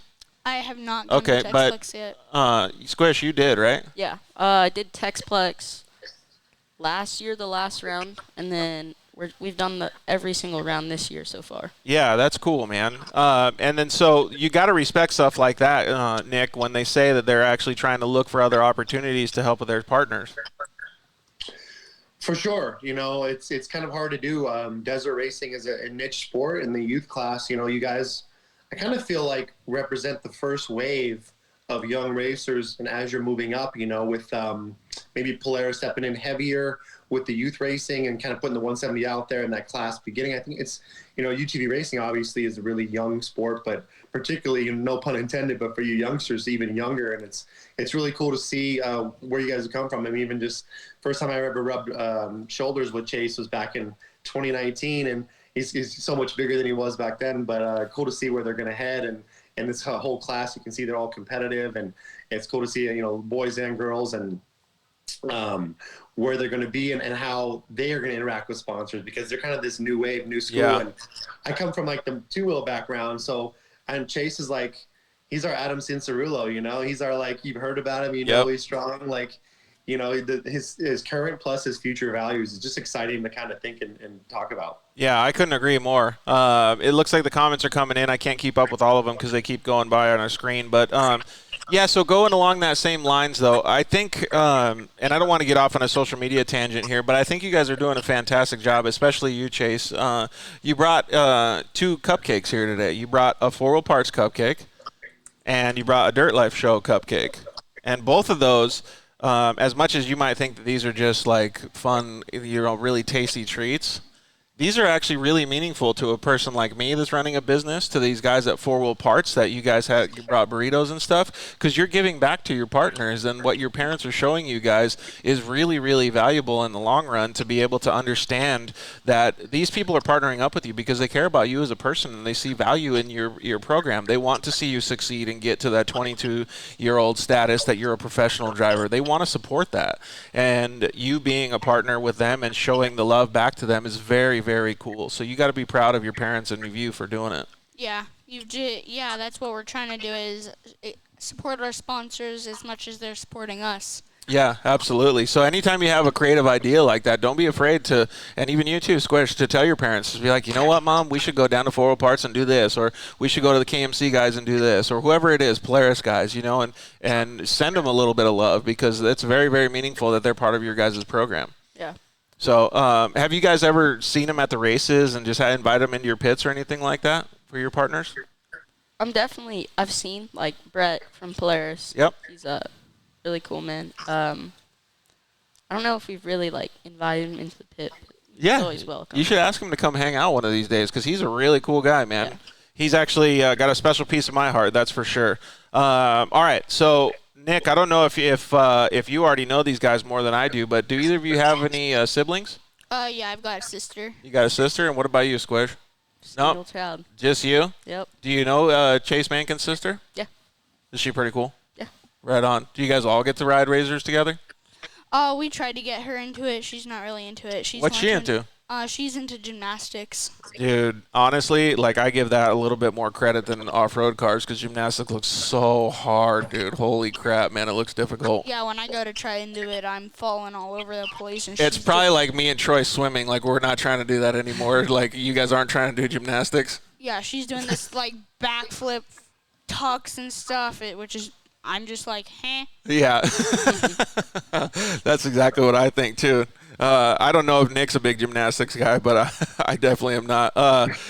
So, Nick, these two right here have won some serious races. So, Chase Mankin runs 3 classes. He he does the 250 class, the 570 class, and the RS1 class. Do you do all those same classes too, Squish? Last year I was in the 250 class, and then just this year I'm in the stock and production class. Man, that's a lot of racing. Do you have any other drivers that are on your roster that run that many motos, we'll call it, Nick? No, I mean, speaking of the earlier point, you said reaching out to sponsors. Chase reached out when he was doing a works race right in my neck of the woods up here in Peoria, Arizona. So I came out, I was able to shoot some content, did a YouTube video, and it kind of went around all 3 of his race cars. So, I mean, him and the team, mom and dad, I mean, keeping all those cars prepped for all those classes is really impressive. I mean, I can only imagine, and I got a little one, so, maybe my little ones might follow the path of these two and get into some 4-wheel racing. And, it seems like that's what it takes to be competitive and see, Chase ripping in the RS1. And I mean, that's a fun, fast little rig, and it's cool to see. So no, I mean, at some of the races I know where they would do short course and desert, the Rummels will run both, like Parker, but no, I mean, Chase definitely takes the cake. Dude, that's pretty hardcore that you do that. Do you have to get your cars all prepped up, both of you guys? Do you have to work on your cars and get them prepped before the races? Oh, yeah, I help my parents on them. It's a lot of work with 3 cars, so it's just all the time. Yeah, hustle all the time. Yeah. Come home, do your training, do your schoolwork, do your homework, and then go work on the cars? Exactly, yeah. And you too, Squish? Same thing? It's definitely a big help since we have the shop, Carr One Fabrication. Shout out. Yeah, that's when my dad's not here. Yeah, because he's at work, right? Yeah, he's been working till 12 every night. Ooh, man, that's crazy, right? All right, so one thing that I wanted to ask these kids, Nick, and I'm sure you as a business owner want to know this too. How many championships do you each have? Let's let Chase Carr go first, and then you can answer Chase Mankin. Because you guys both have a lot of race wins. I mean, like, I've seen you guys at a Texplex, at Works, and you guys are ripping, dude. Like, the speed that you guys are going is pretty phenomenal. I'm trying to think. You talking like dirt bikes too, or just like? I don't know, man. If you're asking Troy, he's probably going to count all your wins. So I would just tell him all, dude. You got a lot of them. I know Chase and Mankin, you have a bunch as well. I think we've got 6, and. Yeah, 6. Well, that's 6 more championships than this guy has right here, and I reached a professional level. And so I think you have a very, very good chance of getting to that top level and getting your age 22 Red Bull sponsorship. You probably have those same goals too, though, Squish, right? Yeah. Be definitely. That's pretty cool that you guys look that far ahead and think that good of your program at that point in that age. I mean, it's got to be relatable to you, Nick, on a business level to have that much motivation behind one kid. Yeah, Squish, I like that you said you brought up 2-wheel stuff too. I think one thing when people send us race resumes, they talk about what their past is, and things like dirt biking is really relevant. Biking. I mean, I'm of the camp that I think 2-wheel dirt training of all kinds is going to make you faster in your UTV and your razor. So it's a good to know. And another thing that a lot of racers too, as another tip, is they don't, or sometimes forget to tell us what's coming up next. I think sometimes a race resume is a little bit like a job resume. Okay, here's what I did. Here's the races that I won. But also, too, you know, as we're looking at, okay, this racer versus that racer for sponsorship, which races are you trying to do next year? You know, what are your longer-term goals, especially for you youngsters? It's something that kind of gets missed a lot, and it's good to hear. So I think that's all really helpful, you know, in terms of your past, and then also where you want to go. Do you want to race some two-wheel stuff too? Do you do it as well? That's awesome to hear. You know, any other interests? I think it's cool. It kind of shows more about you, and something that is cool to see when a racer puts that through on their race resume. Yeah, exactly.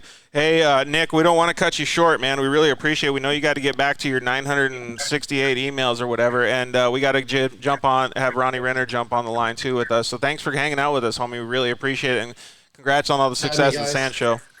Thanks, Nick. See ya. Thanks, man. We'll see you later, buddy. Next time. Have fun. All right. So we'll get Ronnie Renner on the line here. Have either of you guys talked to Ronnie before? I have. No. You have? I have one time at my dad's shop when he was building Well, talk about two-wheel success, man. He's had a lot of success on two wheels here. Yeah. All right. So now both of you guys have somebody to look up to that's on the line with us right now. We have 10-time X Games gold medalist Ronnie Renner on with us. What's up, Ronnie? How are you? Ronnie, can you hear us, buddy? We're talking to you. I don't know if he can hear us. What's happening, guys? Hopefully my signal's working out. I'm out here in the sticks in Florida, so the internet's like a little shady. Yeah, no worries. Can you hear us talking to you right now? Because we are actually speaking with you.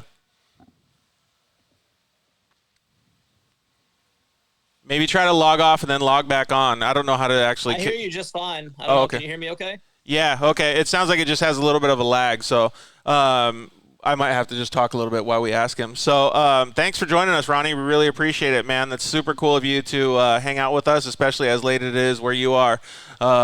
But, yeah, that's awesome, man. First of all, congratulations on all your success on two wheels. We were actually just talking to the boys about what they want to do in their off-road careers, and Chase Carr actually mentioned a little bit about him racing two wheels too. Do you think that the two wheels helps with going forward on four wheels? I think so. I mean, obviously I haven't really proven myself on four wheels like I have on two, just besides jumping some things, I guess, shows that I'm not scared. And I take every skill that I have from a dirt bike and put it into effect when I jump the razors. So that definitely helps. Racing, for sure. I always felt the few times that I raced my SR1 at the Lucas races, looking for those cushions out there and these little extra little things to bank off of, or maybe snag an inside line. I think that was moto based, and I think Jeremy McGrath, Brian Deegan, quite a few people came from moto, showing that was a good advantage. Yeah, it's because you have a creative line choice and a little bit different thinking than most of the guys that get out there. I know that a past champion, his name is Robert Stout. He came from road course racing, and he came and he won the production UTV championship, I think 19 or 2020. And he went out to Texplex and he did horrible. And he admitted, he was like, dude, all the motocross guys, they got a massive advantage going out to a place like Texplex where there's big jumps and stuff. So I think what you're saying, Ronnie, is completely true. Yeah, I'm not depressed that was my first, my entry level sport when I was 4 years old was dirt bikes. I think it's been a catalyst for everything I've gone to. Motocross, it's to me one of the gnarliest sports, and that's no disrespect to off-road, because I got a really quick humbling and learning lesson moving in there. People are fast and throwing it down, and there's no replacement for seat time, basically. So people that, I think quad riders, even quad motocross people, the Wellers, the Matlocks, they all show that having that dirt experience on a different type of vehicle is not bad. Yeah, exactly. And so these two youngsters that are sitting here next to me, Chase Carr and Kris Mankin, both of you guys have, you guys probably don't even know it right now, but you have a massive advantage on a guy that's like, coming in, because you guys have practiced this since a very young age and even won championships in most of your respected classes. So when you hear a guy like Ronnie talk about that stuff, how does it feel to you, Squish? I've been riding moto and BMX bikes. It's all started on two wheels since, 2-3 years old. Yeah. Bikes helped me out so much in racing on four wheels. soon as I got in, my dad was like, wow, I did not know you could do that. Does it give you a little bit of an understanding of like what Ronnie was saying, like more creative line choice? You can see the cushion, you can know where to bank to get an inside line, like what Chase Mankin was saying earlier about the apex of the corners. Like, do you think motocross tuned you up for that? Yeah, definitely helped a lot. Like Big. a bunch of people, like Casey Lytle, first time he saw me race, he's like, wow, he took a lot of took like moto lines like to help him like get past that person. Yeah. That's super cool. Yeah, shout out to Casey Lytle, too. I raced with him when I was little, too. And what about you, Chase? Did you also think that same way?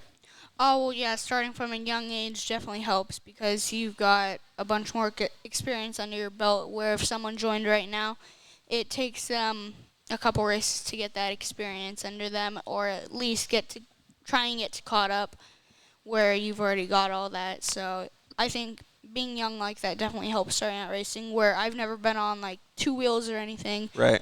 I tried when I was 5, and we were out in the sand, and I did not like it. So you bit the dust. Yeah. So Ronnie, hearing both of those answers, and obviously having young kids of your own, how does it like translate over to you when you hear the young kids say that and say one guy is a 4-wheel guy, one guy is a 2-wheel guy, now a 4-wheel guy? I mean, how does that translate, and what do you think of that? Well, the old man in me has to say, I hope all these kids realize how grateful they should be that they get to do all these things at their age. When you get up to my age, you know, I'm going to sound like a real old dude here, but we didn't have all these options, you know, just to go to the go-kart track and drive the crappy, like, $5 go-karts was the biggest thrill of your life, you know. So Dude. These guys getting able to hop in razors, you know, starting with 170s and then up to RS1s, it's like, and getting to ride moto. You guys are very blessed, very, very lucky to be in that position. So, but to, not carry on about that, it is what it is. I have kids of my own. I'm guilty of putting them in a saddle of everything, behind the wheel or behind the handlebars. And it's cool to watch as a father. And, I know you guys have to have supported families behind you, and it all goes hand in hand. But to mention something before it gets off my mind about the racing, I think have this advantage coming from the motocross world. You also have, I wouldn't call it a disadvantage, but something you need to be self-aware of is to be patient and look ahead a little more. I think the flow with 4-wheel is so much more important because you can't make up the lost time quite the same as a dirt bike. So you really have to hang in there and choose your attack at the right moment. Yeah, I can agree with Ronnie 100%. And I had a big problem with that when I transitioned from 2 wheels into 4 wheels. Is I always thought, okay, you could just, on 2 wheels, you can just haul butt and go as fast as you can, and you can cut to the inside and just pass somebody real quick. Well, on 4 wheels, like at a short course track, you got to set up your corners like 2 or 3, 4 or 5 corners in advance, and finally get, like, at the end of that lap, you could finally make the pass to do it. And I had a massive problem with that. But do you guys have that, or do you guys think that far ahead? Well, yeah, you've definitely got to be thinking farther ahead. If you're right behind someone, you've got to be looking in front of them. You can't be looking in their bumper. If there's not a passing opportunity, you've just got to stay right on their bumper and wait for that opportunity. If they make a mistake, maybe bump them, let them know you're back there, get them nervous. So yeah, you've definitely got to carry momentum too. Like you said, on dirt bike, going into a corner, you can kind of just dive to the inside, where apexing and these are big, heavy machines, right, where you've got to carry your speed more. Yeah, exactly. Or on a dirt bike, you could take hero line and just go around the outside, but it doesn't work the same way on a 4-wheel vehicle. Well, if you guys don't mind, I'm going to ask Ronnie what he's been up to, because we have a couple pictures on the main feed that we want to show. So what's been taking up most of your schedule the past few weeks here, Ronnie? It looks like his internet's bogging out a little bit. All right, so we'll just kind of keep continuing on. I don't know if it'll kick him off or what it'll end up doing, but he's given some really good advice. He's saying that you guys got to be appreciative of all the stuff that you guys are given, right? And you really love and support your family and love the support that they give you guys, right, Squish? Yeah, my parents work their butt off so that we can go and do fun stuff every weekend. Exactly. I feel the same way. I feel very blessed to be out here and be able to do all this, because not many kids get to come out here and go race like this or do this. Yeah. Yeah, it's pretty crazy, right? And so whenever you get the opportunity, I'm sure that you guys do good stuff for your parents as well. I mean, like, even just today, coming here, you gave me a card, Chase, thanking me for being on the show. Like, that is super cool. And inside the card, you had something that's really cool. It's a picture of some of the graphics that we designed for the show. And on the back, you actually wrote a memory of it. Like, those things are really, really meaningful. Like I said with the cookies, or it's a cupcake, excuse me, you guys both understand what you're given. Like, you guys both understand what Ronnie was talking about and appreciate what you guys have. Yeah. Like, it's kind of little things that can make a big difference and stuff. Hey, just by, like, cupcakes and stuff. Should we smash this on Squish's face real quick? Do it live on the show? All right, so let's I don't know if this feed's going to come back with Ronnie or not, but we'll just keep going with the show. And if he's able to come back, Ronnie, we would love to have you come back if you can, dude. I know that the internet is not good where you're at, but how hard is it for you guys to balance school, racing, and everything that you have to do, prep, life, your sister, all of that different stuff? Well, you've definitely got to be you've definitely got to be really focused, because if you don't get something done at school, you've got less time to do it at home. So you just got to try and fit in that stuff, and because school is really important, so you got to just try and get all that done. Yeah, exactly, right? Because you can't be, you can't go racing if you're not in school and doing good and getting good grades, right? Yeah, exactly. Well, I don't know, man. It doesn't look like Instagram's really agreeing with what we're doing right now. So, Ronnie, I'm not sure if we can get you back on, bud, but we really appreciate it. We'll try and see if we can do it a little bit later. What about you, Squish? What about school and balancing everything? Because it sounds like you probably have to go to your dad's shop and actually help him get your cars ready and stuff too, right? Yeah, school's definitely a big part of life.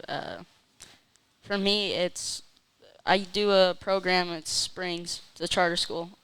It's 1 day a week. The rest is independent study. So those days I can go to the shop and help out my dad. Does it work pretty good? Yeah, it's. What are your guys' favorite subjects, or like what do you guys like doing the most at school? Math. History. Math and history? Oh, there you go. I feel like I should ask a third grader question to you guys too. So if you guys' favorite subject is math, what does that mean that you want to be when you grow up? Like, if racing wasn't an option, what would you do? I want to build race cars like my dad. Really? Mm-hmm. That sounds pretty cool. You need a lot of math to be able to do that, because you got to have angles, you got to have, how to weld, you got to be able to cut tubes, right? Like the whole thing, right? Yeah. It's pretty crazy. And then what did you say your favorite subject was, Chase? My favorite subject's history, so I just think it's interesting learning about, like, how things happened and what these societies were doing 100, 200, 300,000 years ago. Dude, it's crazy, because I like math, and I also like thinking about that too, because of the simplistic way of living. Like, that's why I like thinking about it, because it was a lot different back then. Ronnie Renner, are you back, buddy? Man, it seems like the Florida internet's just... Yeah, I hope so. If I lose you, I'll just say adios now, because Mother Nature came in, started raining, and I got a... Well, yeah, it sounds like he might have a storm or something. The freaking satellite internet, so when the storm comes through, it's all over. Yeah, no worries, man. Yeah. Well, why don't we just let you go right now, man? I really appreciate you giving the young kids some advice. And first of all, thank you very much for taking time out of your busy schedule to hang out with us on this podcast that we have here. The kids really appreciate it, and we really appreciate you very much, man. And again, congratulations on all the success that you've had. And I'm so stoked to see that you're getting out there and doing a lot of stuff on four wheels. Maybe when you're not at the house and you're in at a corporate environment or something with a little bit faster internet, we can get you on the show again and talk about some of the stuff that you have going on, because you're living a pretty adventurous life, man. Yeah, thanks for coming on, Ronnie. Yeah, thank you. Yeah, man. Appreciate it. Yeah, good luck, kids. Thank you. Take it easy on us old guys when you see us out there on the track. Remember, we're just out there hobby driving at this point. Looking forward to seeing you guys on the track, and thanks for having me on. Take care. Really appreciate it, Ronnie. Thank you very much. It's super cool that you guys have a special person like that can root you on, Yeah. Yeah. All right, so let's go back to talking about your guys' lives here. So you guys really do, like, we're talking about Ronnie brought it up, like, being able to hang out with family and spending so much time with family, you have to juggle all of your schoolwork and stuff, but you guys get to see some amazing places when you're traveling to go to the races, and just spending so much time with your family that a lot of other kids don't get to see. I want to ask two questions. I want to ask, first of all, how do you like it? And second, how are you treated at school or during the times that you're at school with your other friends? So let's answer the first question. How do you like the traveling, Squish? It's pretty cool. You get to see like different, like how people are different around like different states, and like Texas, people are super cool there. Like you break something, they're like, "Go ahead, take it off my car." Yeah, exactly. Super nice. Or even if you get a flat tire on the side of the road, somebody pulls over for you instead of just like whizzing by like California, right? Yeah. What about you? What are some of the things that you noticed, Chase Mankin? Well, yeah, we have to travel all the West Coast for the works races and stuff. So Oh, didn't you go to Idaho? I didn't because of my shoulder. I broke my shoulder mountain biking. Where was the furthest that you traveled for a race then? I think it was Utah. How was that? Was it pretty cool with your family? Yeah, it's pretty crazy because you're in a motorhome for 10 hours or something. Did you want to like kill your family? And Yeah, you can kind of start to go insane after a while, but yeah. What do you guys do? Do you guys play card games and stuff on the road? Yeah, we'll play some card games. I'll scroll through Instagram and stuff. So, Yeah, we did the same thing. And then, excuse me, when you're going to all those different places and seeing all those things, you got to be like, first of all, feel that you're lucky. But then when you get back to school or you get back into real life, what do other people think about it? So most people think it's pretty cool. They think, wow, and a lot of people never heard of what I'm doing. So yeah, it's exactly. pretty cool to, my teachers, I have to take a decent amount of school off to get to the races. So you got to balance that schoolwork at the same time, get stuff done early and stuff. So yeah,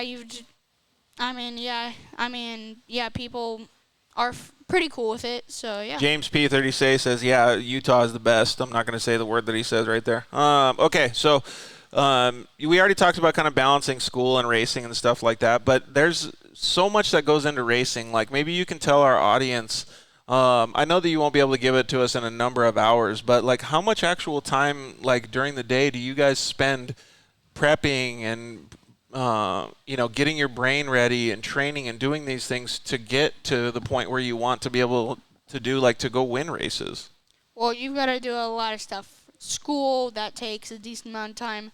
Then you got to prep the cars. You got to get I do mountain biking, I do MMA, and wrestling. So I spend a good amount of time. MMA too? Yeah, I do that like 4 days a week. So. Dude, look at you, how well-rounded you are. So Yeah. when we get in a fight, you're going to kick my butt. Oh, yeah. Yep, see? There you go, Troy. I don't know if you heard that, but I said if him and I get in a fight, he's like, yep, I'll win. What about you, Chase Carr? Yeah, definitely school takes a lot of time. My school that I go to is pretty cool. I start at like 9:45, go to 2:30, and then after that, usually come home, do my chores, play around with my dogs, and I go to school Thursday in person, so like the rest of the days, go work at the shop, help my dad, wash cars, anything I can do, Yeah, because there's a lot of stuff that can be done, right? Yeah. So you guys hardly get any downtime then. You guys probably have to be working and achieving goals on a daily basis, it sounds like.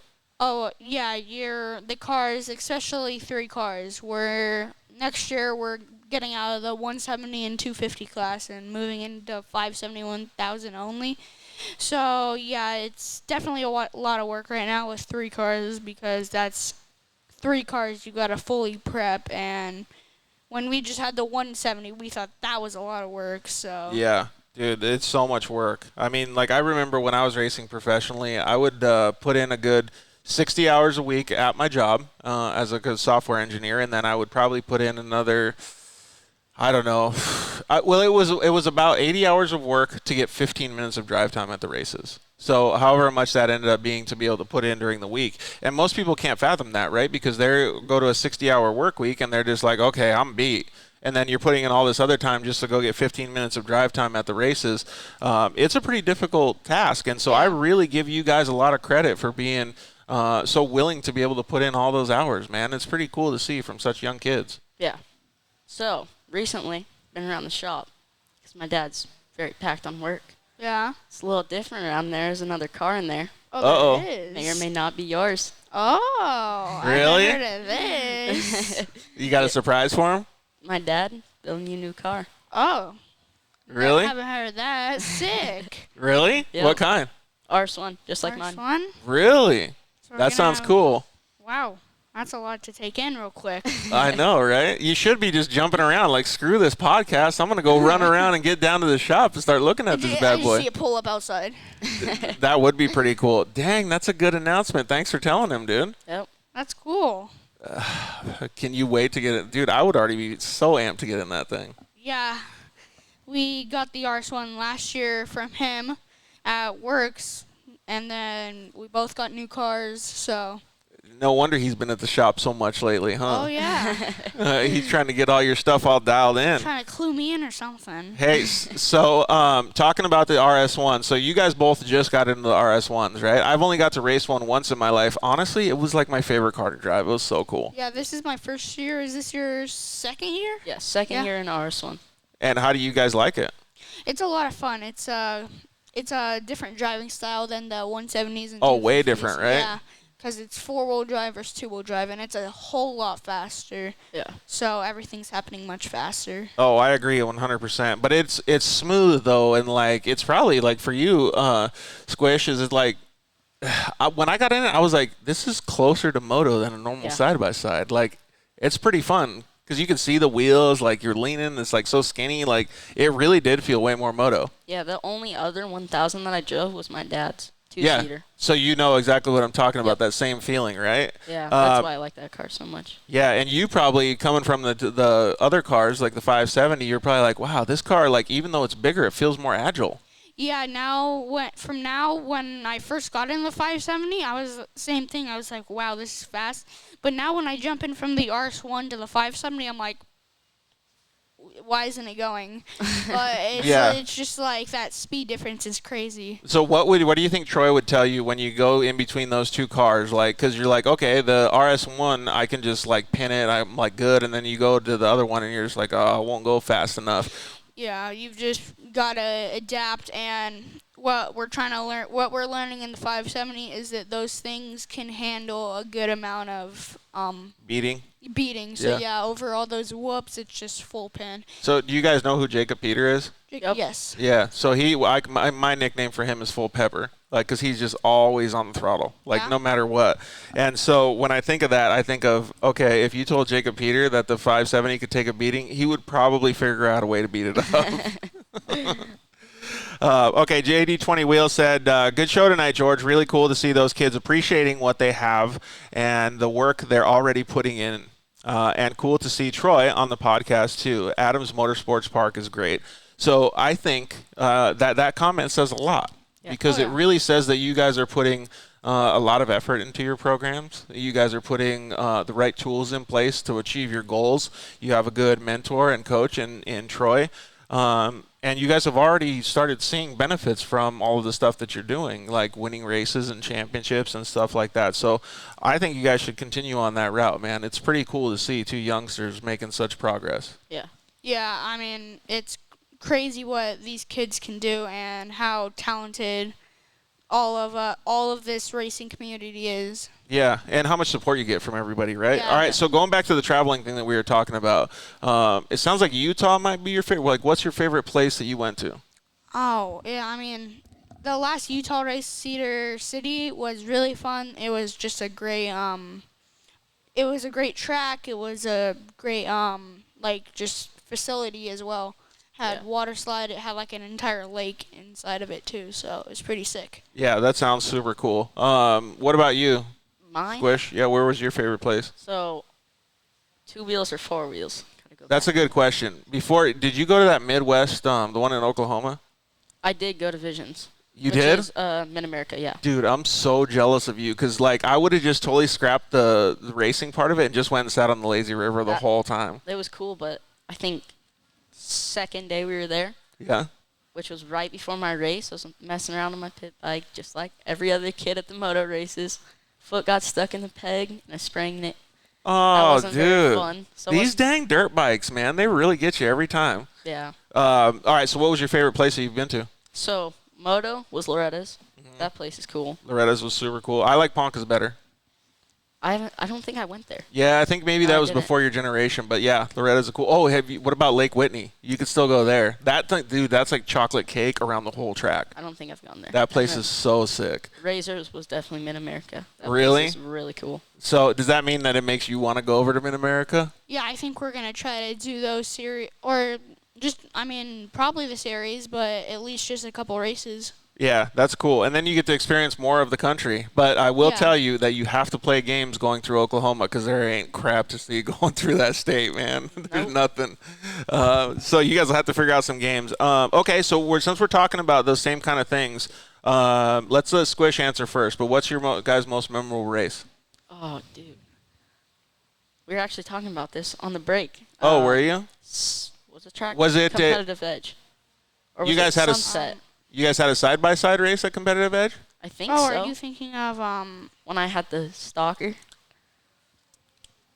Let's see here. Sun City? Who's handling that's it. Chase Mankin's Instagram account? Because they just said, what about the mod car? Oh, yeah. Let's How hear much it. horsepower? Oh, The benchmark bullet. Okay, you guys want to hear it. So, Give us a little bit of a backstory, though. Do they call it the benchmark bullet? Is that what Yeah. they call it? yes, this No, is so Chris Travis- Hawks. Yeah, this is Travis Sallee's old car. It's a motor made by Chris Hawks from Benchmark Performance. Awesome cool, dude. Really cool dude. Yeah. So that car is crazy. It's insanely fast. I'll get you guys in the ballpark. It is. I'll get you guys. You can't give away your secrets or what, dude? It is 26 to 30 horsepower. Jeez, man, that sounds pretty cool for a little car. Oh yeah, it's really fast because that's a little bit. That's basically triple of a 170. Yeah, Yeah. that's crazy, They man. start for like 7-8 horsepower. How do you Yeah. hold transmissions together? Do you buy products from Chuck over at CMI? Yep, we're running his products. So yeah, he's got really strong products over there that work really well. Yeah, and those transmissions came out right after I finished. I had lunch with him the other day, and he's got even better stuff coming. Oh, okay. So, so was that car pretty rad? Oh, that car is insanely rad. Yeah, it's so cool because it's two-wheel drive. It's first time I got in, got so much powers, and I spun it out like instantly. I was gonna say peeling out everywhere. Yeah, it's a crazy car to drive because even though it's almost got as much power that is the 570s, but it's two-wheel drive and a lot smaller. So it's way lighter, and that thing just boogies. Dude, that's so crazy. I mean, that's cool, though. It sounds like a pretty rad car. All right, let's go back to what we were talking about before. What's your favorite place or most memorable race? Most memorable race was probably 2019 World Championships, where I started off second row with, again, George Lamos's first row. Seems like you guys are always right up each other's tail, right?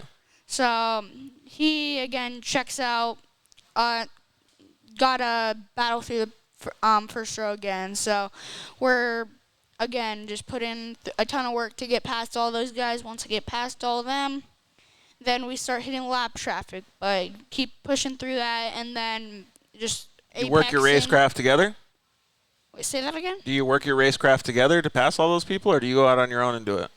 No, because George was on first row, I'm on second row. So you had to catch up, yeah. I have to catch up. So I'm just putting down fast lap times. And then we finished the race. We have no clue what we got. We probably thought we came top 4 or something. Yeah.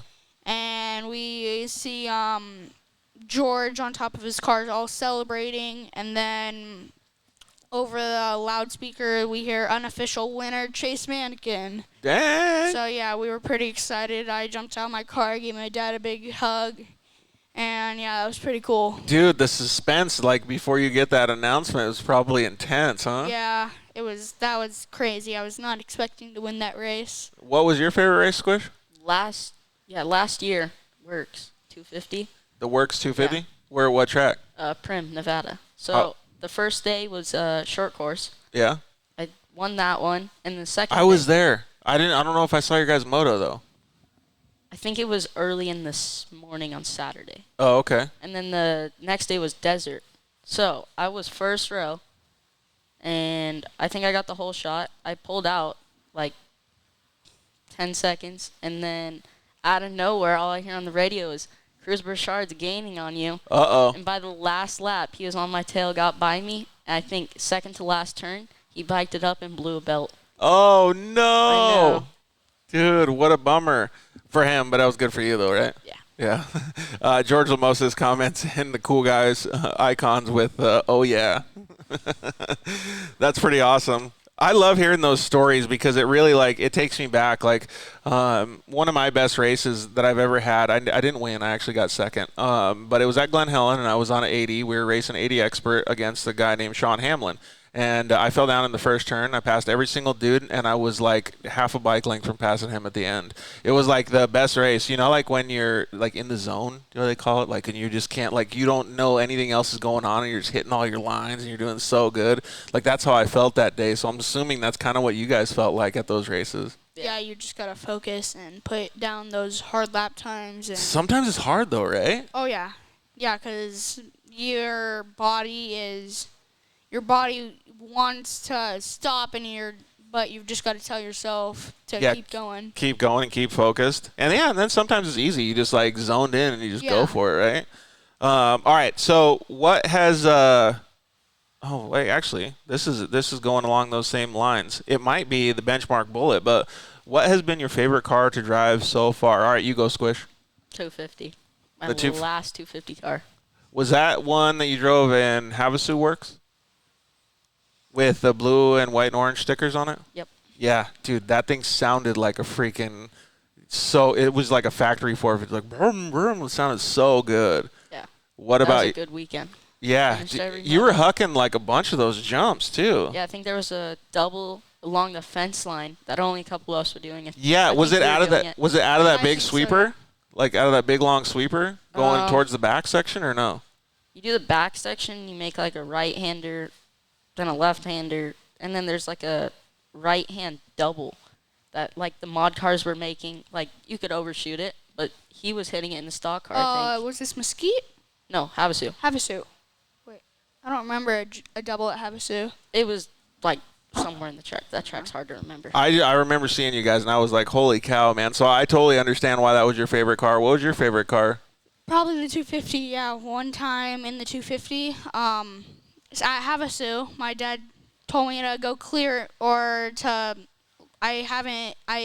first lap on the big table, went to go, there was like a hump, went to go clear the hump, and bottomed out. Yeah, I full sent it, and let's say that didn't end so well. I remember standing right there on the berm. It didn't feel good for the car? Oh, it didn't. No, the car held up great, but it's just my back and stuff. I was just like, oh. Oh, dude, I hate hearing those hard landings on your back. Yeah. Oh, and going back to favorite places, John Lewis said Mammoth Moto. I don't know if you guys have ever been there, but Mammoth Motocross is such a sick place to go. That whole place is so cool. Like, we used to make a week trip out of it. We'd go trout fishing the first day or, like, mountain biking, golfing. Dude, hitting the mountain bike trails is so sick, right? So fun. Yeah, that's fun. Have you been up to Big Bear or anything like that? Like when you should go with Caden because he goes up there. I went up to Santa's Village once, and that's actually how I broke my shoulder going down. Dude, how many bones have you broken, man? Just my shoulder. Oh, that's what you're talking about when you said break your arm? Yeah.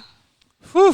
Right here. So, yeah, I was mountain biking up there with Paxton Schindel on a double black diamond and just washed out on a... Oh, he's talking about like double black diamonds are easy over here, and we're all like all of us adults are cringing, right? Like, oh my god. Oh, my dad was going on it, so it wasn't too hard. So if dad can go, you can wax him on it? Pretty much. Oh, that's awesome. Hey, I don't know about you, Squish, but I think we need to tell this dude to calm down and quit hurting himself. But you've broken a couple bones too, huh? No? Just sprained? Yeah, keep your fingers crossed, man. You don't want to break any bones. Sprained my Especially ankle on those pit bikes. Yeah, and compress my spine. Oh, dude, don't do that, man. That one didn't feel good. Keep your guys' bodies as tuned up as possible. Yeah. All right, so a couple other goals or things that I want to talk about was what are your guys' goals in racing? You go first, Squish. Person I look up to most, my dad, Bryce Menzies, like Red Bull athlete, driving trophy trucks. Like, He his rips, right? Yeah, he's a very good driver. You want to know a story about your dad? Oh. He built the first car that I ever raced in short course. Oh, that's Pretty cool. It was a Rockstar Energy UTV Wolfpack car. I think it was a That was a 2013 or long 14. time ago. Yeah, but I didn't get the car till I think 2015 or late 14 or something. So I only got to drive it a couple of times, but I got to race your dad. I think maybe once or twice. Maybe I think he waxed me though, because I wasn't very good. Because I was like a beginner at the time. But it was fun to see. Because I got my crash course on how UTVs were because of your dad. I probably shouldn't say anything about crashing. Oh, great. I think we've heard enough, man. I think we've heard enough. All right, but shout out to your dad, though, because he's doing a lot of good stuff for the industry. He did a lot of good stuff for me at the beginning of mine because it taught me a lot that I had that car and racing against him and stuff. So it's cool to see off-roading come full circle, right? Yeah. You know, so it means a lot to me to be able to say that to you sitting here and talking to him, because I appreciate all the stuff that he did for me. What was the question? Oh, yeah. What are some of your goals in racing? Oh, okay. I'd be up for anything, like Dirtfish or Rallycross, Red Bull. If I, like X Games, I feel like all that would be really cool to go do. So I'd be up for pretty much anything. I like that you're open to all that stuff and you want to just drive everything, right? But when it comes to being focused and understanding where you're going to go and having like the tunnel vision on it, I can tell you two things. I can tell you it'll be easier to get sponsors, and it'll be easier to keep your focus and make that dream happen if you do say, I want to be a professional side-by-side racer and be the best one on the planet when I'm 22 years old. That's a much easier thing to just say than maybe I'll go to a rally car. Maybe I'll drive monster trucks. Maybe I'll do this. Maybe I'll do that. Whatever it is, like if you're laser focused, you can achieve those goals. And one thing that I always told everybody, and Caden Danbury started doing it too, is that the power of writing down words will blow your mind. If you write down a goal on a piece of paper, I forgot what the statistic is. It's like 96% or 98% more likely to happen than if you just think about it or if you read it in your phone. So if you go down and get a piece of paper, write down all your goals that you want to do, even if it's not racing. Maybe it's a goal for the next year. I want to be a championship side-by-side driver in the RS1 Pro Sport Amateur or whatever the class is. Write that down. Put it on your wall. Now write down, okay, in 5 years I want to be, RS1 champion in the Texplex Series, whatever it is. Write that down. Put it on your wall. It's almost 100% more chance that it's going to happen if you write it down.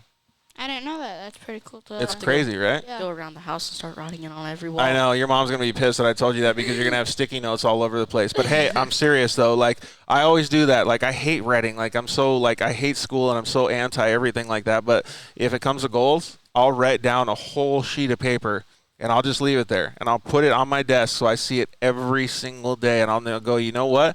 I'm going to cross off one of these things once a week, once a month, and make sure that I achieve those things. And when you write it down, it usually happens. So it's pretty cool. So life hack. Have to remember that one. Yeah, exactly. All right. So we got one more question before we go into the rapid fire Q&A section.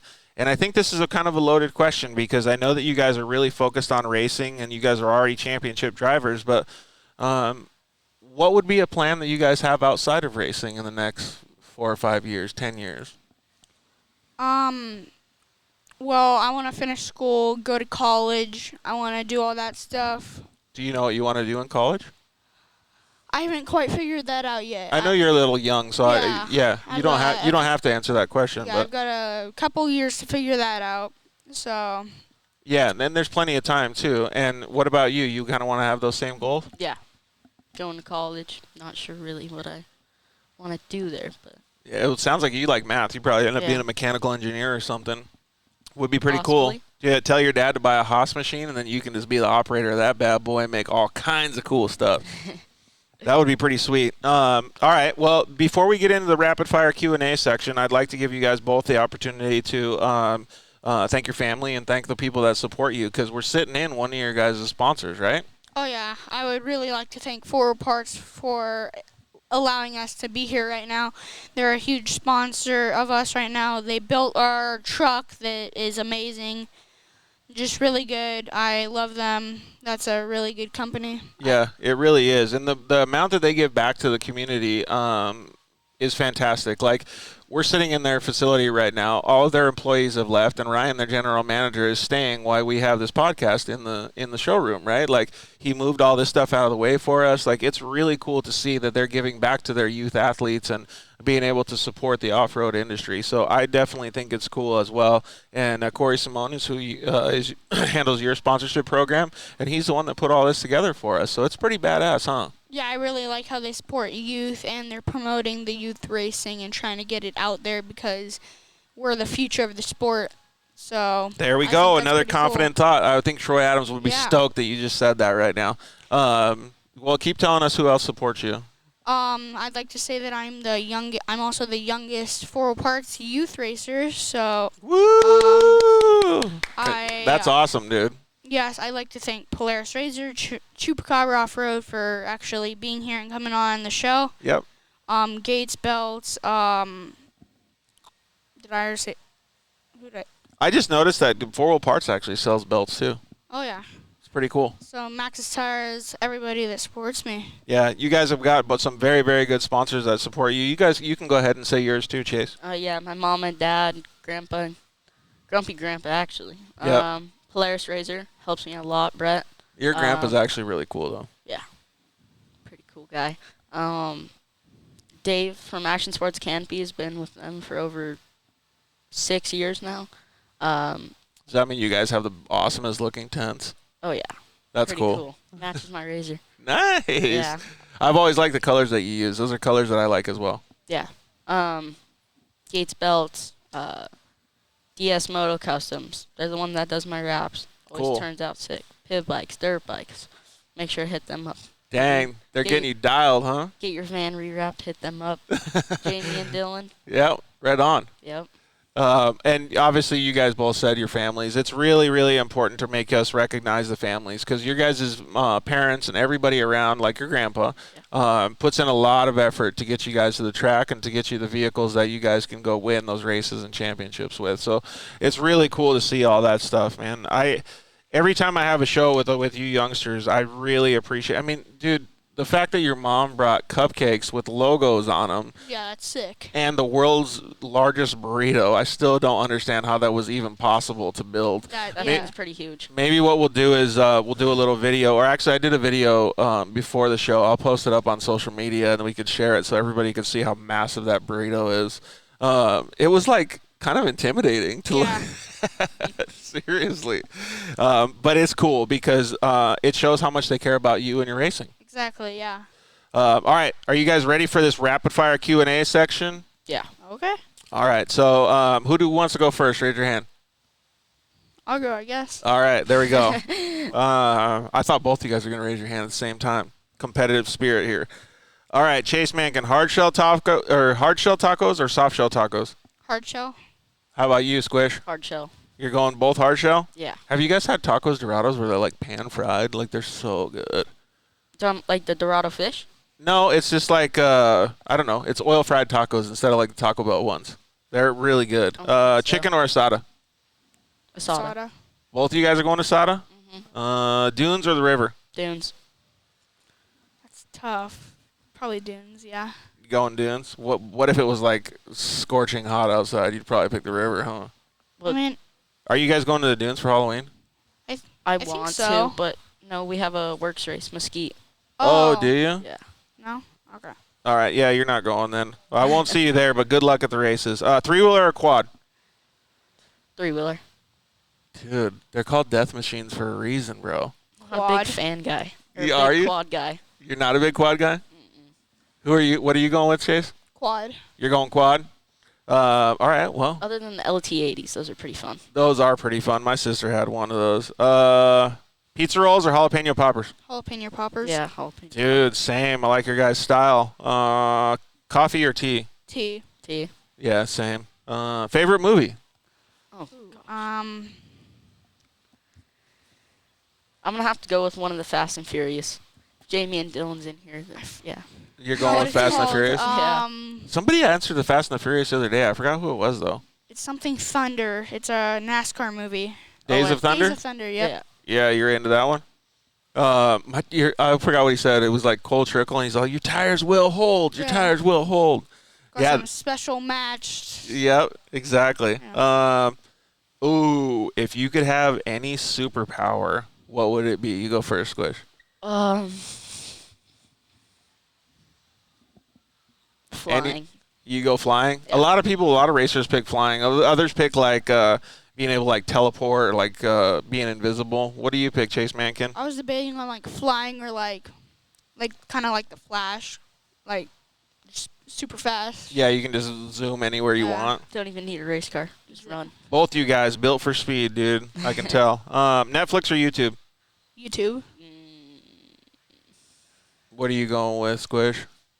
Probably Netflix. You're going Netflix? Why? Oh, because you're the F1 documentary? Is that what? Yeah. That show is sick, huh? Me and Cruz love that show. Yeah, that show is so good. Favorite snack? And don't pick Seth's favorite snack, hot Cheetos. You can't pick that, dude. He's already taken it. I was going to say Cheez-Its. Hey, so Cheez-Its are good. You want to know a fun fact, though, or a funny story? I went to a burrito shop in Hemet the other day when we were coming back from a show, and we found a burrito and a taco that both have hot Cheetos, and I showed it to Seth. He's like, dude, that's so epic. Sounds pretty good. I don't know. Cheeto You think? Burrito. Yeah, and a taco with hot Cheetos Like in it. if you go to Taco Bell, they've got the Dorito tacos. Yeah, but I feel like those are horrible, though, don't you? I feel like that doesn't I think sound they're good. really good. Really? Yeah. I'm going to have to try it one of these days. All right, so what's your guys' favorite snack then? Cheez-Its. I said Cheez-Its too. So. Cheez-Its are pretty good. Oh, so what happens if you only have one box of Cheez-Its then? Who's going to win in eating that? Cut it in half. Oh, sharing is caring right there. Good. All right, Supercross or motocross? Motocross is being in the like outdoor edition. Yeah. Supercross. You're going Supercross too? Yeah. Well, it's coming back. They're going to have like 1 million races in Anaheim this year, so we should all go to Supercross and check it out this year in 2022. Okay. Ooh. What other form of racing would you like to try? I want to do F1. You really want to do F1? Start off in go-karts. It looks like it would be so crazy. Well, I'm sure Troy Adams gets you that point, man. Yeah. With those go-karts. I've gone there. I have a cart myself. How do you do in it? Pretty good? Well, I've never really raced it. I mean, I've raced a micro Swift or mini Swift. They get me confused. I raced one of those. Got like third, I think. I think like probably the off-road trucks that do like the car and stuff and. Oh, like the ones that Nasser Baja 500, Mint 400, all that stuff. That's what you'd like to do. So you're a real dirt guy then, huh? All right. I don't know if I'm actually allowed to ask this question, but I will, since because you guys are both too young. But do you guys have a celebrity crush? No. No? Okay. We'll skip that one then. All right. Last question of the night. Chips and guacamole or French fries and ketchup? Chips and guacamole. I'm not a big fan of ketchup. Me neither. Probably French fries and ketchup. Oh, dude, we were like best friends until that last question, bro. Man, what the heck? Well, first and foremost, thank you very much, Kris Mankin, for coming on the show. You did a fantastic job tonight. You did really well, too, Squish. I really appreciate you coming on, supporting your best buddy here. Is there anything else that you would like to tell the audience or your family before I do the outro? Again, I'd like to thank my parents for bringing me out here. I'd like to thank 4 Reports for putting on this. I'd like to thank you for hosting us and letting us do this. Dude, no problem, man. I'm glad that you were able to come and hang out. I'd like to thank the Carrs for actually even coming, doing this with us. Thank you guys I'd for like to having thank me. my family, my grandma, and my aunt. Thanks, Brian, for not being here and getting us that new RS1. Yeah, I'd like to thank Brian for that new RS1. Dude, thanks for building you're not going to be able to even sleep tonight, bro. Like, I'm just going to be... I'm going to have the jitters. Yeah. Dreaming about You're going to need your mom to dance in front of you to calm you down. After seeing that bad boy. What about you, Squish? You got anything else that you want to say before we hit the road? Just thank my whole family, my mom, my dad, grandpa, grandma, crazy grandma. Yeah. Shout out to KMC Wheels. Yeah, KMC Wheels. All right. My mom's side of the family, my cousin, my aunt, my uncle, my other grandpa, grandma, all big supporters. Everybody, right? Yeah. Well, I would like to thank the world's giant burrito for feeding everybody today. because I think that thing was pretty badass. Did we measure it, see if it's taller than Chase? Dude, it probably was. It was so tall, man. Well, first of all, who's taller? Yeah, who's taller out of you guys? Stand up. Here, let me put the camera on a different angle real quick so we can see you guys standing next to each other. Ooh, that's pretty close, man. I don't know. Chase Carr's hair is a little bit taller than you guys, taller than yours. But you guys look pretty close. I think we got your heads cut off in that picture there. I'm going to just turn the camera over here to the audience, so please wave at the camera, everybody. And thank you guys very much for everything that you guys did. We really appreciate it. All right, well, we had a great show tonight. I really appreciate everybody chiming in. See, Jen Rexroth says nice hair when you took off your hat, man. Hi, Auntie. So thank you guys very much for tuning in tonight. We really appreciate it. Thank you very much to Troy Adams for coming on the show. Thank you very much to Nick Olson from Chupacabra Off-Road for coming, and Ronnie Renner. All of those people had very, very good insight. But I think the thing that we take away most from all of this is the support mechanisms that we have from our families, our loved ones, and everybody that supports this great sport that we call off-road racing. And these youth coming up and doing it their best, to the best of their abilities because of all the support they're getting. So thank you very, very much for everybody doing all that stuff and coming on board. We owe you guys one for being our loyal supporters and our audience members. So please head over to dirtlifeshow.com and click on the sponsor deals page. You can go get even tutelage on how to get sponsors. We have Alex Streiler from meetthesponsors.com. He gives you all of the roadmap to be able to go out and get new sponsors and get a rush on the or get ahead of the rush for the sponsorship season. And you can always visit all of our sponsors on that page too and get the discounts as well. Next week's show, we have Travis Pointer of Crash Addicts Off-Road. It's probably going to be a virtual show, but it's going to be really awesome. He's got so many stories. He's one of the OGs of side-by-side racing. He built some fantastic stuff. Probably going to talk a little bit about the Midwest and short course racing over there, so it'll be cool to talk with him. We really, really have to thank everybody at Four Wheel Parts, just like Chase said over here before. They're staying late, working with us, giving us the opportunity to have shows at their facilities. The guys over at Four Wheel Parts, Temecula, Ryan, and all of his crew here did a fantastic job getting us ready for the show. So like Chase said, thank you very much to everybody at Four Wheel Parts. Thank you to the Mankin family, especially Kris for bringing the world's largest burrito and the awesome cupcakes. We really appreciate it. Thank you to the Cars, and thank you to everybody that came to support. We really appreciate all you guys coming in and hanging out for the show. You guys are our lifeblood, man. We want to keep giving back. So slide into our DMs. Tell us what we can do better on the show next time. And we hope you guys have a good – oh, I forgot to tell you. Caden McCachran is going to come on with Jagged X Off-Road on Wednesday for an Instagram Live for the Baja 400 that they just did. Like, that race looked like it was so crazy. Did you see how fast those trophy trucks and UTVs were going? I didn't, but it sounds pretty cool. Dude, it sounds gnarly. So I can't wait to get Caden's understanding of, like, what was going on in the race. So Wednesday, tune in at 5:30 and hang out with us on that show. It'll be pretty cool to get an industry insider. And Brandon Schuler is going to come on and join us with Jagged X Racing. So we really appreciate it. Thank you guys all for living your dirt life with us. This outro is probably going to sound like crap, but we love you. Good night. See ya. Thanks for listening to The Dirt Life Show.